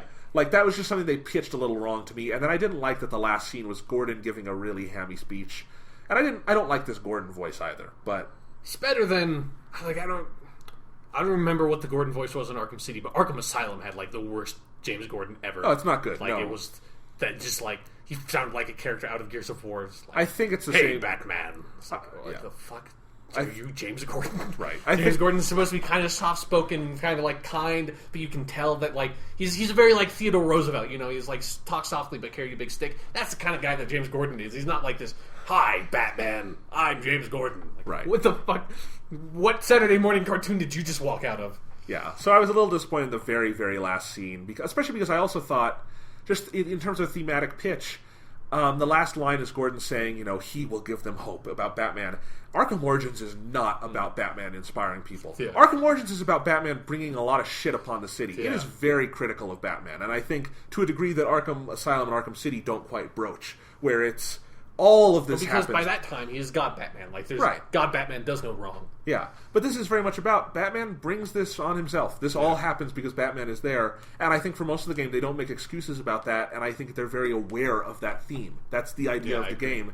And in the last scene, they kind of go for the inspiring Batman. It's like, that's not necessarily what I feel here. But there was a lot of stuff, though, outside of those last, like, 2 scenes where I thought the end of the game was really well arced. Like, where, you go through the whole hotel mission and things go to shit, and then Alfred's dying, and I'm like, no, I have to save Alfred! And you save him, and then as you're saving him, Blackgate is getting run over. It really got that sort of chaotic element of a good Batman story to me down really well. Although, like, one thing about the Alfred part is I thought it was, like, it was really fucking weird that Bane just, like, I'm just going to go to Gotham Manor, I'm just going to beat the shit out of his butler, and then I'm just going to leave. Like, I was fully expecting I'm going to pop into Gotham Manor. Obviously, we knew that Bane was going to fuck up Alfred because they, like, foreshadowed that so heavily with the dialogue. And I get to Alfred, it's like, oh, I saved Alfred's life, and it's like, okay, where's Bane? It's like, Joker's at Blackgate, you have to go stop him, Batman. It's like, then Batman's all like, I can't be Batman, I almost let you die. Alfred is like, Sir, Master Bruce, you are the only person who can do this. It's like, okay, Alfred. It's like, wait, what about Bane? Where's Bane? What? And then Bane's just at Blackgate. It's like, what? Where's Bane? Where's where Bane is on fucking Wayne lawn and just, like, picks Batman over his head and smacks his fucking back? Like, I thought they were going for full fucking, Dark Knight thing, and it's like, no, like, he's just went to Blackgate. Like, what? Yeah, I think I would have preferred a version of this where you take down Bane in the fucking Batcave or something. Yeah, exactly. Like, I thought we were going to fight him in Wayne Manor, and that, like, that was going to be, like, then Batman's like, okay, like, if I can take out Bane, now I have to go stop the Joker. And then, I don't know, in Blackgate, they could have brought in one of the other assassins. They could have brought back, what's the first boss you fight? Oh, fuck. Dead something. Yeah. Oh God, I can't wait. I love Deathstroke. I always like him and Deadpool. It's like you always get the names mixed up because they look like they have practically the same goddamn character design with different colors. Well, in any case, yeah. So some other villain from the game. I was because I thought Deathstroke was going to come back because he kind of went down like a bitch in the first boss fight. I was like, now Deathstroke's going to pop because Slade is so fucking badass. He's so cool. Well, they are seeding him for future games, so I like that. Yeah, I like the like one thing I was kind of disappointed in the game that like again like. I'm sounding really negative here. I really like the game. Like everything positive I said about the game in the last podcast, like still stands. Like nothing that I played about the game made me feel like more negative about it. It's just like I thought like there was maybe a little more potential they could have achieved with the story, but it's not a big deal that they didn't. Right. But I do kind of wish, the original premise of the story was I thought such a solid Batman story of 8 assassins are hired on Christmas Eve to kill Batman for $50 million and they're loose in Gotham City, and and Batman has to find out like what is going on, like why this dude hired assassins, like who the dude is. Like we know it's Black Mask, but then you find out it's actually Joker, all that whatever that shit. But like actually having all 8 assassins come after him, and then maybe even like some infighting among the assassins where the assassins try to stop each other to be able to get Batman. I thought that was such a great setup for a Batman story that is kind of dropped about halfway through once like the Joker gets involved. Right. It feels like you don't even really, like, the Joker never, like, says, like, you never really find out why the Joker decides to hire 8 assassins to kill Batman. Like, the Joker doesn't need a reason. It would have been kind of nice if he had a more solid, like, this is why I need to fucking hire these assassins to kill Batman. But it's like, Lady Shiva's really fucking cool. Nobody knows who Lady Shiva is. She is super fucking badass. Lady Shiva would kick this Lady Shiva would completely destroy this Batman. Like, no contest. Lady Shiva is one of the easily most powerful human characters in the DC universe in terms of, like, martial arts. She would wipe the fucking floor with this Batman, and she's in a fucking side mission. Like, I would thought that was going to be, like, the last big fight. She'd go up against fucking Lady Shiva, who would just completely destroy Batman. Like, the Batman learned half the shit he knows by the time he's God Batman from Lady Shiva. There's no way he stands a chance. And nope, it's like a side mission that you do to get, like, counterattacks or critical strikes. And, I like that they're all in there as side missions, and like, I just got to the part just doing side missions where I first discovered Deadshot, and I thought that was great. Did you actually have you fought Deadshot? No, I just started because the Deadshot boss fight's actually one of the stronger boss fights in the game, because it's kind of like in Batman Arkham City when you're playing as Catwoman at the very end to fight Two-Face. It's kind of like that boss fight where they do a stealth boss fight. Like you're just like in it, like invisible, like with Predator encounter, and there's like the bosses there, but they like kind of change it up, and Deadshot's really cool there. Nice. Well, but yeah, and I guess it's a weird thing because I don't think this is a trade-off that ultimately is great, but I kind of like that the side mission stuff, all the side stuff in Arkham Origins has more of a narrative thrust to me. Like I feel like there's more of a purpose for my wanderings after I'm done with the game, but at the same time, having those assassins more integrated into the story, of course that would have been good. Yeah, and then like for me personally, like I always just kind of get really pissed off at bait and switch stories, because if the bait is really good and then you switch it, it's like that's like what happened with Iron Man 3. Like it was exactly that, and really pissed me off when I watched that movie. It's just like you had set this thing up that I was looking forward to, and then you switch it to something that, like in the case of Arkham Origins, like it's still good, but I've seen this before. Whereas, it's not like the 8 Assassins thing would be completely revolutionary, but it's not a specific Batman story that I have read before. Unlike Arkham Origins, the Joker stuff, that's like 5 Batman stories that I've read, Yeah, and I understand that, and I guess I have an easier time just kind of taking the story for what it is, and I really liked it, but, I see where you're coming from. Yeah. And I think it's mostly just like fucking, like, some really good like comic, like fucking Scott Snyder just like take the premise that this game originally started out with and just run with it for the whole story and just write the graphic novel or something, because that'd be awesome. I just want to read that Batman story. I think this would make a fucking great Batman movie. Like, almost, it wouldn't be like geographically confined in this way, but like the Raid or the Dread movie that just came out, the idea of a really direct story where instead of trying to do sort of this would be jam-packed, but instead of doing something where you're really trying to tell sort of a lot of different aspects of this character's mythos, you kind of do a really direct version of it, and in the Raid and Dread, it's both. They have to get to this top of this tower. If it were, you did a Batman movie where you kind of introduced Batman through, I have to stop 8 of the deadliest assassins in the world in this one night, that would be a great sort of introductory Batman story in terms of really testing this character. And I still think that idea of this is the night that tests Batman and kind of sets him I think that still comes through. Like, it is still a really good early Batman story. Yeah. Like, their version of early Batman, I think, is really, really well done. Particularly, Roger Craig Smith is fucking really good as Batman. He is great. Like, especially because there's some stuff near the end, especially with, like, Alfred, where his, like, kind of like Bruce Wayne voice, that, like, you never see him as Bruce Wayne, but it's his Bruce Wayne voice kind of comes through, that he's, like, can't posture as Batman in, like, this really emotional moment he's experiencing. I think it's really cool. I think he's great, and I said that last week, and I think he does it through, and I think I was specifically influenced by the last half of the game, which you hadn't played yet. Yeah, he's really good at the end. And I think throughout the game, he does this thing where, he is still figuring out the Batman voice. Yeah. He very much takes he doesn't do anything that Kevin Conroy does, except the idea that, he kind of has one true voice, and whatever the other thing is a performance. And Kevin Conroy, playing a very seasoned Batman, Batman is his real voice, Bruce Wayne is a performance. And here there is one voice, and you really don't know if it's Batman or if it's Bruce Wayne. It's a mixture of the two. Yeah. And when he's interrogating suspects, he's kind of rough at it. He doesn't really know how to talk. And when he's talking to Alfred, he's also unsure because emotionally he's very broken. Yeah. But at the end, where he realizes Bane is coming, and he's just, he's shouting over the radio for Alfred. Yeah, you're right. A totally new voice comes out. Yeah. There's like thinking about like how like, because he's so over the top and like so excessively abrasive, and like when you're capture the Riddler guys and it's like, where are my collectibles? Right. Where are they? It's like he's so like plays that up. I really like. There's one early like story mission where you are interrogating a dude for the story, and I think it's like it does like the. How many fucking times have you seen this in Batman stuff of where he's captured some dude and then like either it's a panel or the screen goes to black and then it goes back and everything's upside down, then it slowly reveals that, oh, the dude's hanging upside down off a building because Batman's holding him off a building, is interrogating him and threatening to drop him. Like, I have seen that a billion fucking times, but in this, I like how Batman goes too far and the guy passes out. And it's like, and Batman's just like, shit. This is awkward. Now he can't interrogate the dude because he went way too far with it. But like, there are a lot of little tiny touches like that of like where they take these scenes you've seen before and kind of twist them a little bit to realize it's like, this Batman doesn't know shit.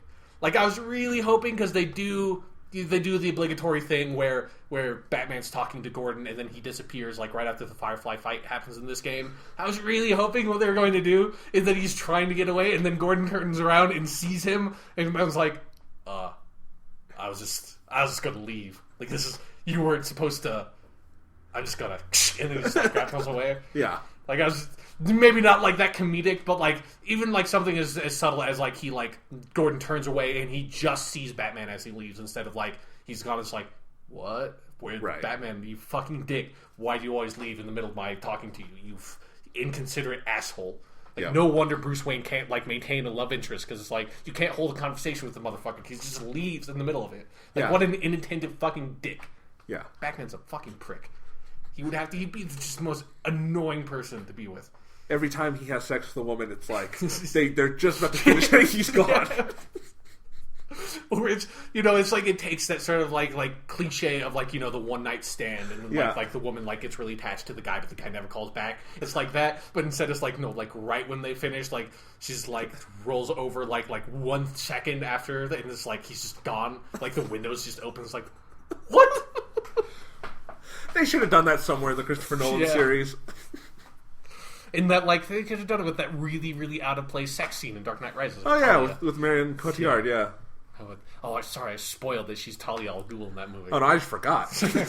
All right. In any case, spoilers. No, is the Winter Soldier. Yeah, I mean, Troy Baker is a tremendous Joker, he's really good as the Joker. And but that's not surprising. Roger Craig Smith's Batman is the discovery of this game to me because that is a great Batman voice. This is probably, of all the Batmans I've ever seen, second only to Kevin Conroy. Yeah, I really love it that much. They should just get him in like a fucking studio and just redub the Batman Year One animated film that they made. Just have him redub that Batman voice because that Batman voice isn't terrible, but it's not that good. He'd be really fucking good as Year One Batman. Yeah.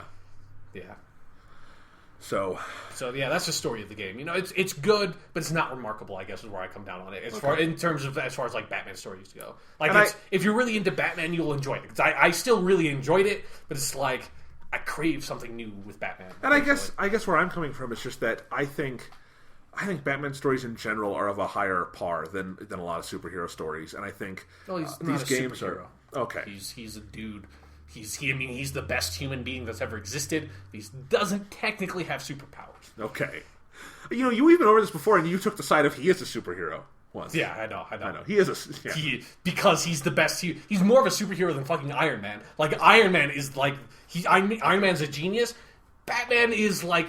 He's God. Like, the way they fucking play a Batman is just like... Yeah, no, fuck that. He's a superhero. But I think Batman stories are, in general, of a higher par, and I think the Arkham games in particular are just such good Batman stories. And this is not quite on the level of Arkham City to me, but I would probably put it story-wise and campaign-wise on par with Arkham Asylum, because I think put Arkham Asylum's higher. I like Arkham Asylum a lot. I would honestly... Because Arkham City, is really strong, but it's also pretty messy, I feel like. I think it gets a little bloated, and I don't think it... Like, the Joker stuff in Arkham City is really good, but I think the Hugo Strange and Ra's al Ghul element is not I love kind that of stuff. all over the place for me in Arkham City. Like, it's not bad, but it doesn't feel like...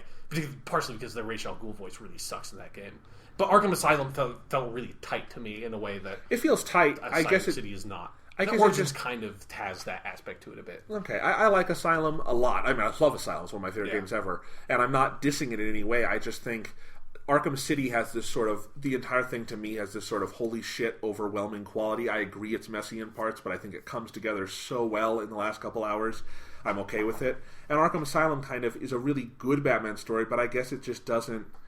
I don't know if there's anything in there that sort of hit me on the level. Arkham Asylum doesn't have, huge moments, but I think it's, consistently better. It's just, it's really good all the way through, I feel. It's just, peters out at the end to me, because... Okay, that's, the very end of it is not that great, but, most comic book stuff doesn't have good endings, so it didn't bother me.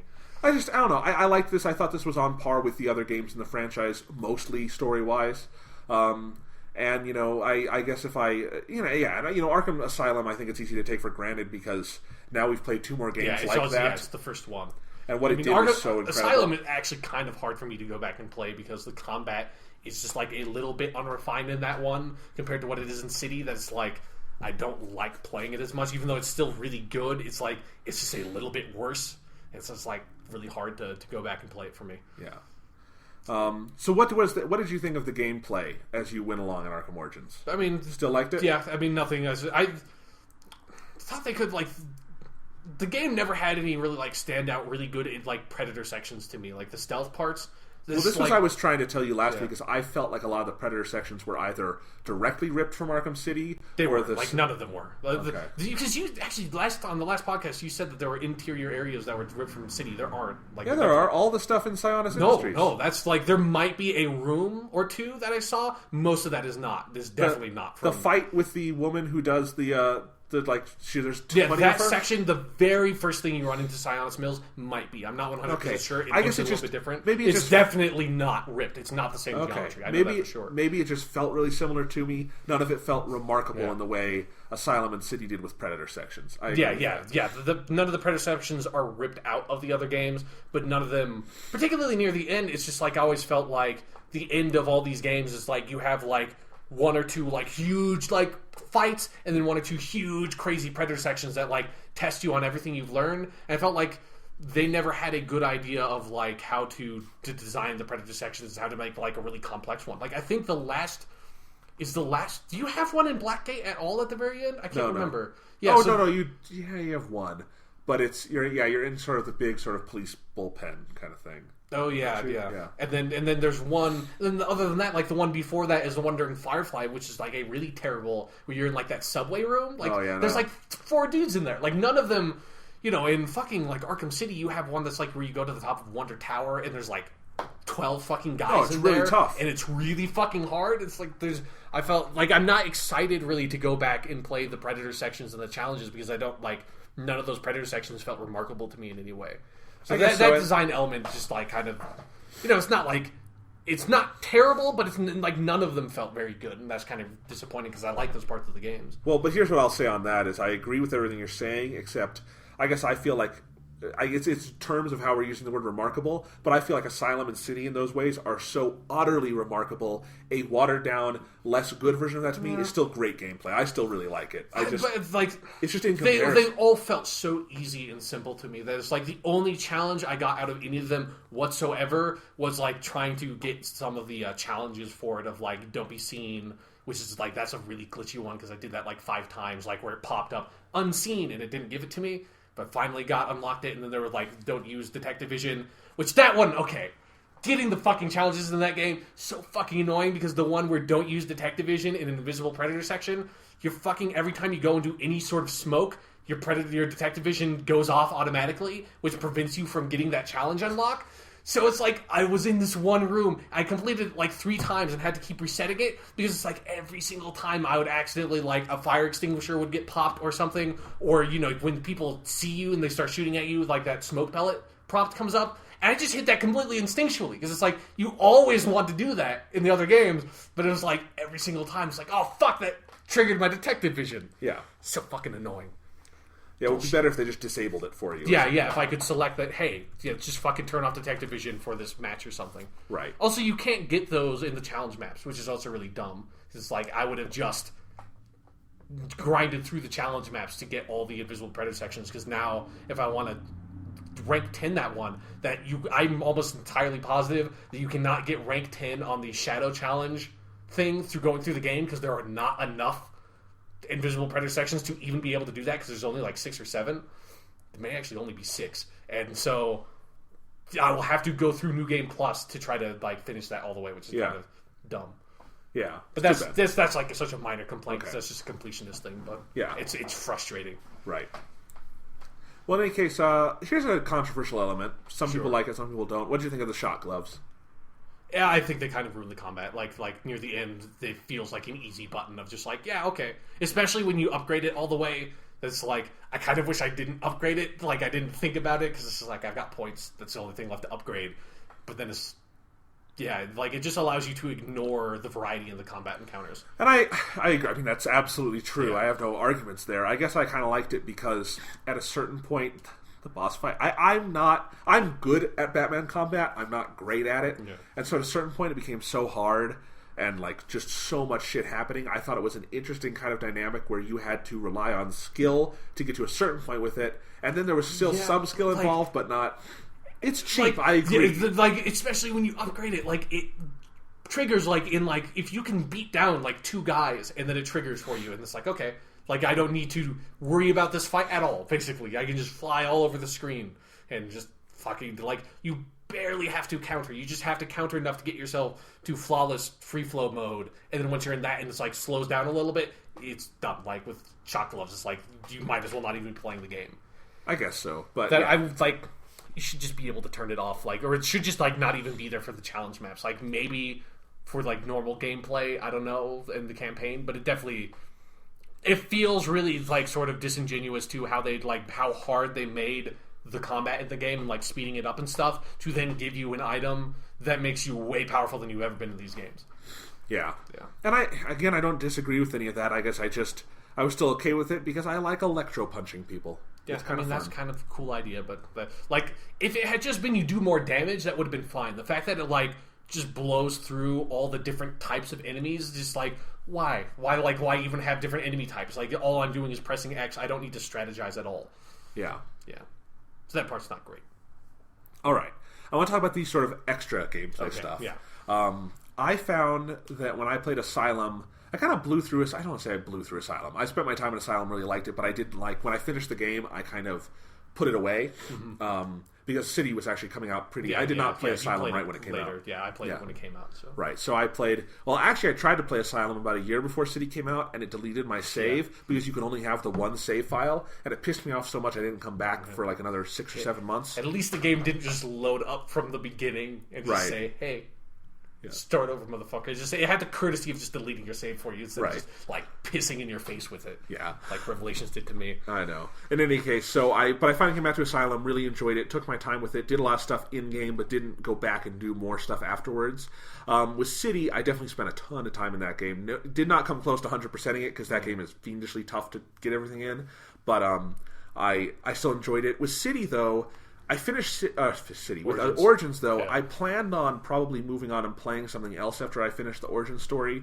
But I went back in like the night after we recorded that podcast last week, just because I needed something to play. I had a podcast to listen to, so I was going around finding some stuff, and I really enjoyed it. And then I started doing more stuff, and I really enjoyed it. And I started playing challenge maps, and I'm like, these are unbelievably tough in some parts, and it took me like 5 hours worth of trying to get all 3 medals on that first one, because the first challenge map in the game, you literally have to have... Wait, the combat one? Yeah, combat one. I have, because I really haven't tried the combat or any of the challenge maps yet. The first combat challenge map one, the one in the Batcave, is fucking bullshit, because the only way to get to the max score, to get to that 3rd medal, is you have to never get hit, because you have to have that extra 5,000 points at the end. You just have to. You have to get flawless free throw...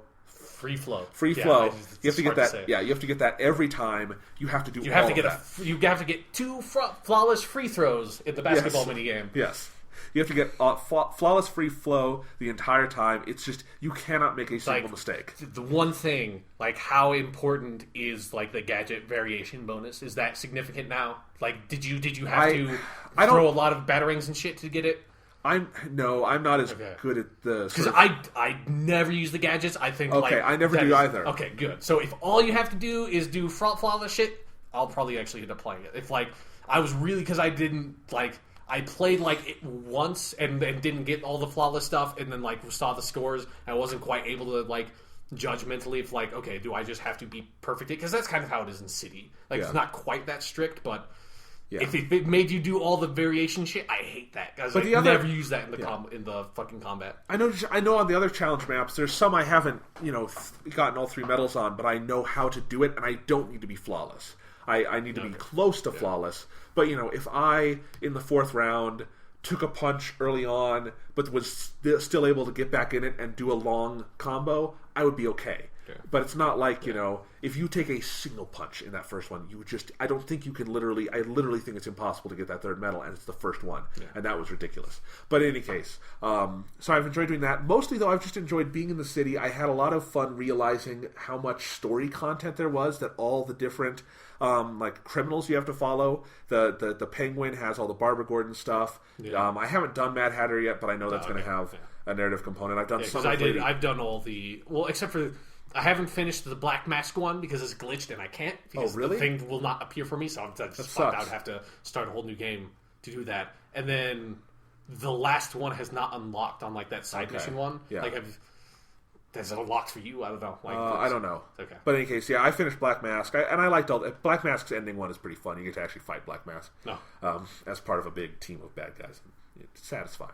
But in any case, I really liked all that. I like that there's a narrative component to all of those. I really like it with Lady Shiva and some of the other villains like Deadshot and some of the other assassins, that you really have this strong narrative element. I love all the cases you have to solve because I really love that gameplay mechanic they have of investigating crime scenes and Batman sort of walking you through his mental detective process. You get a lot more of that with the side quests. And I've really enjoyed the Enigma stuff a lot, surprisingly, because I thought the Enigma stuff was kind of fun on the side in Arkham Asylum and Arkham City, but there wasn't... I mean, the Riddler stuff. The Riddler stuff, sorry. Riddler stuff. It's so stupid that he's not just called the Riddler.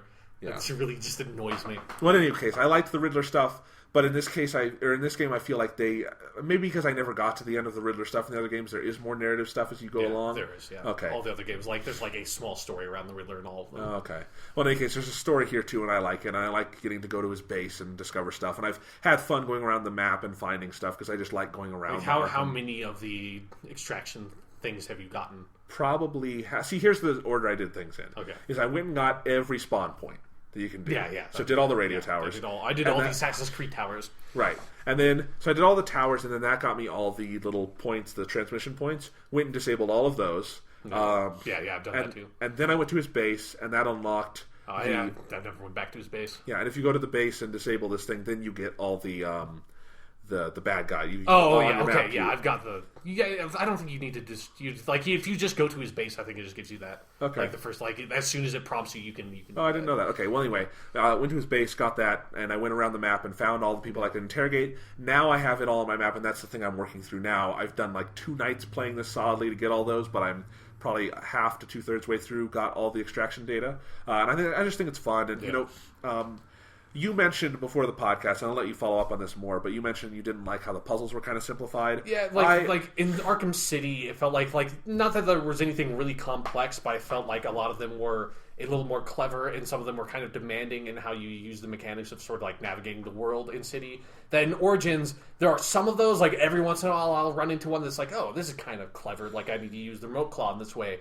But I feel like there's a lot more of them that are just this is just behind a destructible wall on this rooftop. I feel like there's so many of those that I just wish, I don't know if this is actually true, but it feels to me like there are a lot more extraction data things than there were Riddler trophies in Arkham City. I feel like when I was just deciding to get all the Riddler trophies in Arkham City after I beat the game, I got them all in 2 hours. For Arkham Origins, it's taken me 4 hours, and I haven't gotten all of them yet.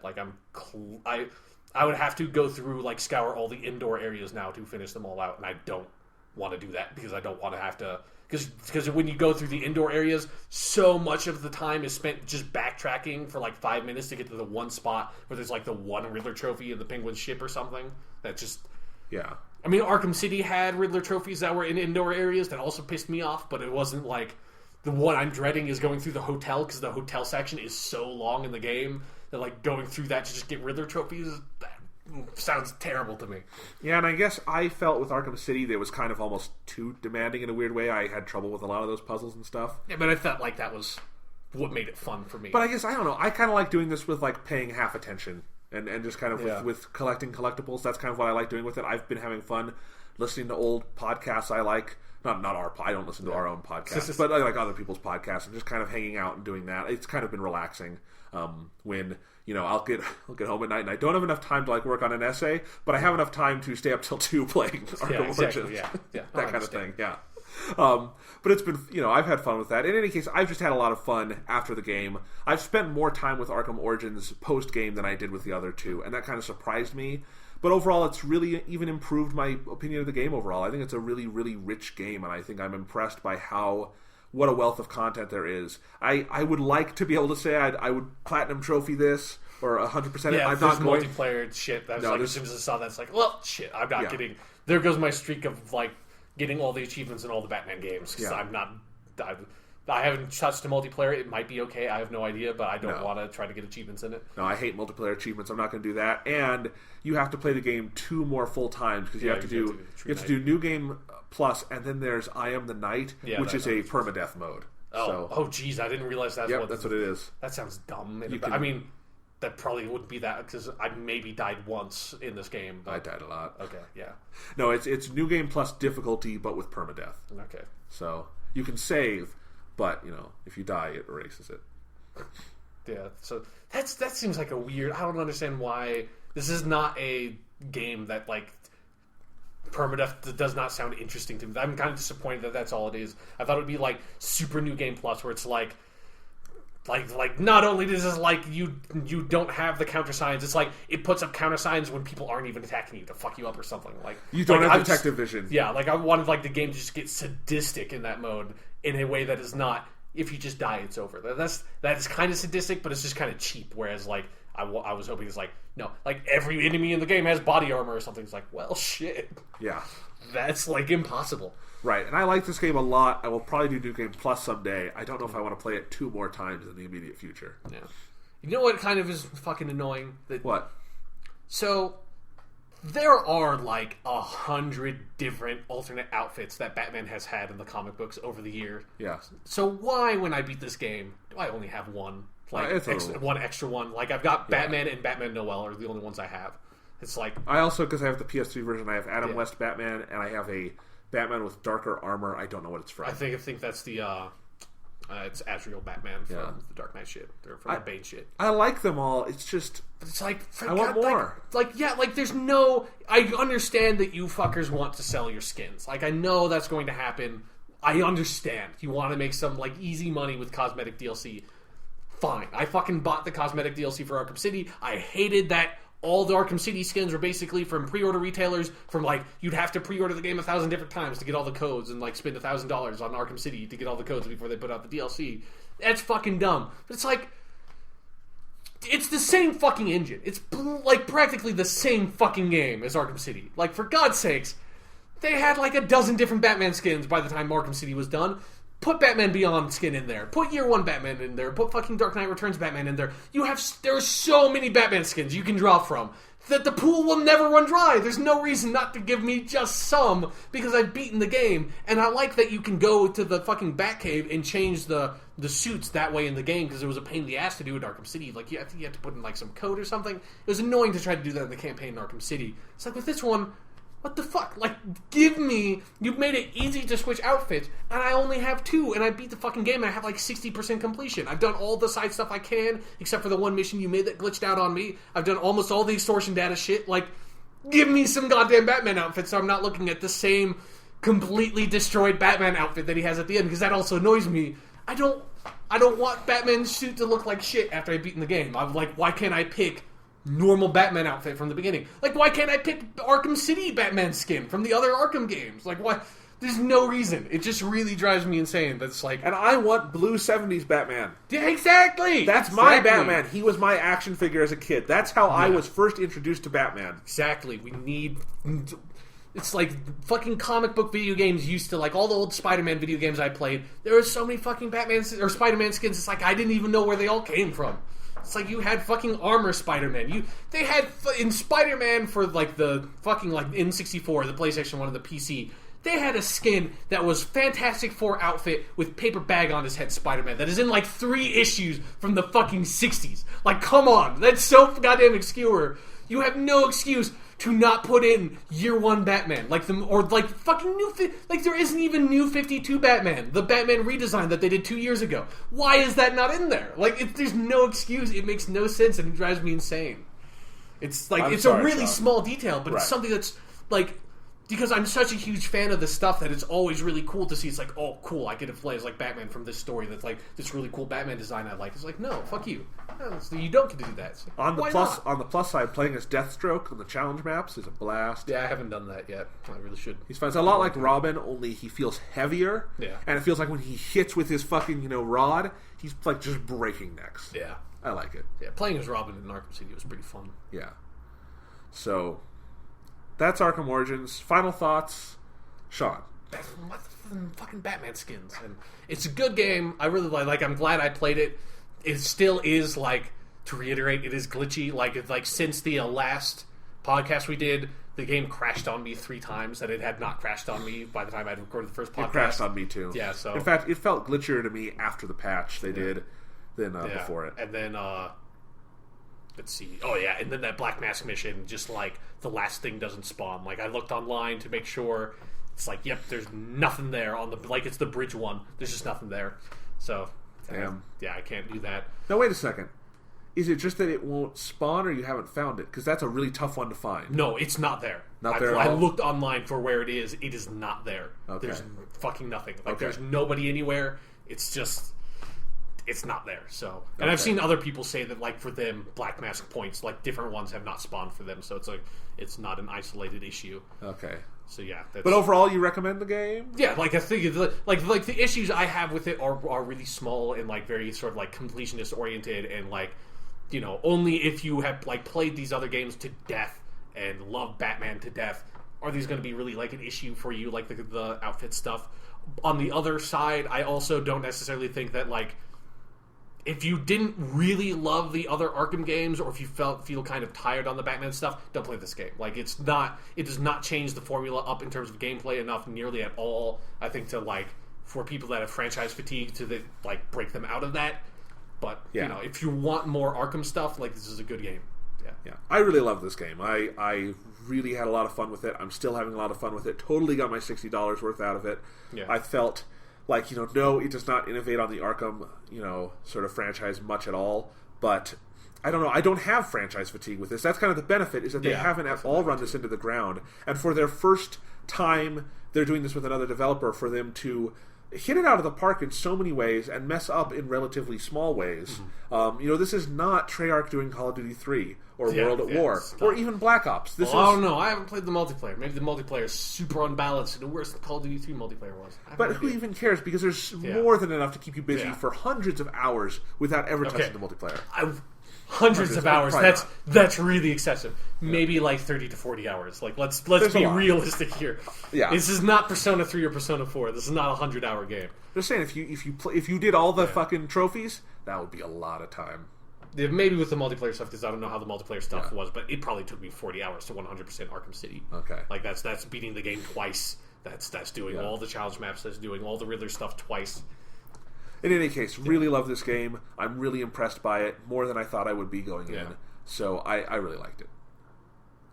Liked it way more than Grand Theft Auto 5 as a point of reference. Okay, I like Grand Theft Auto 5. I think it's a much better game than this. But nothing in Grand Theft Auto 5 ever I had this much fun with. It's the parts I liked least of Arkham Origins. That's definitely not true. Stupid Grand Theft Auto 5. Go listen to the first podcast we recorded on Grand Theft Auto 5 and find out how much of a liar Jonathan is right now. I liked some parts of it early on, not as much as I liked it. You said you fell in love with the game. Yeah, for like 2 hours. You went up onto the mountain and you're like, "This game is amazing. I fell in love with that game." The story stuff is really disappointing. I don't like the gameplay stuff all that much in GTA 5 either. Sure. I think GTA 5 is about the most overrated game I've ever seen. But yeah. I don't know. I think GTA 5 is significantly... Like, I like Arkham Origins okay, but I definitely think GTA 5 is a better game. But okay. Well, you're brainwashed, too. Yeah, obviously. I'm kidding. It's all good. All right. Zombie to the gaming press masses of just, like, I just go home and drink my Mountain Dew and eat all my Doritos and just, like, Xbox, like, girl... I bet you have like 40 Mountain Dews in your fridge. No, fucking scour this house. There's no Mountain Dew. Really? Yeah. You often do have Mountain Dew. When I was at home, like, I don't have enough fucking money and time to spend getting Mountain Dew anymore. Like, that's not... Like 3 weeks ago, you had a case of Mountain Dew. Yeah, I went home and my parents had some Mountain Dew and was like, "Do you want to have this?" I was like, "Sure, fuck it, I'll have." They gave me Mountain Dew. I did not seek out Mountain Dew. It fell into my fucking lap. All right. It's not my fault. Let's wrap this up. Sean, next week is... Yeah. The last week of this console generation. Oh, because shit, the PS4... Jesus. Don't say that. It's like... It's scary now. We're so close, it terrifies me. I know, but next week we will be doing our very special episode celebrating the previous console generation. Oh, God, it's going to be... So we'll be recording a podcast for 5 days? Yes. It's going to be fun. We're not... For our hundreds-hour podcast. We're not necessarily structuring it. I just want it to be kind of a free-flowing... sort of talk about our memories of this generation, our favorite games, overview of what we did with the different consoles, primarily PS3, Xbox, and Wii. Yeah. Okay, let's be honest, primarily Xbox, with some at PS3 there at the end. And then... We're going to make fun of the Wii, Sean. Sure. Okay. This is our last major opportunity to make fun of the Wii. Does anybody need to make fun of the Wii? Doesn't the Wii just make fun of itself? It is called the Wii. Exactly. So we're going to do that. Wii jokes 8 years in. Still not old, the Wii jokes. No. Still funny to me. Yep. Still funny. And how different would history have been if they actually called the damn thing the Revolution? We would make fun of it because it wasn't a revolution, but it would be at least a kind of cool name. Yeah. In any case. And then they could have done the Revolution U. All right. You are the Revolution. Yes. Revolution U.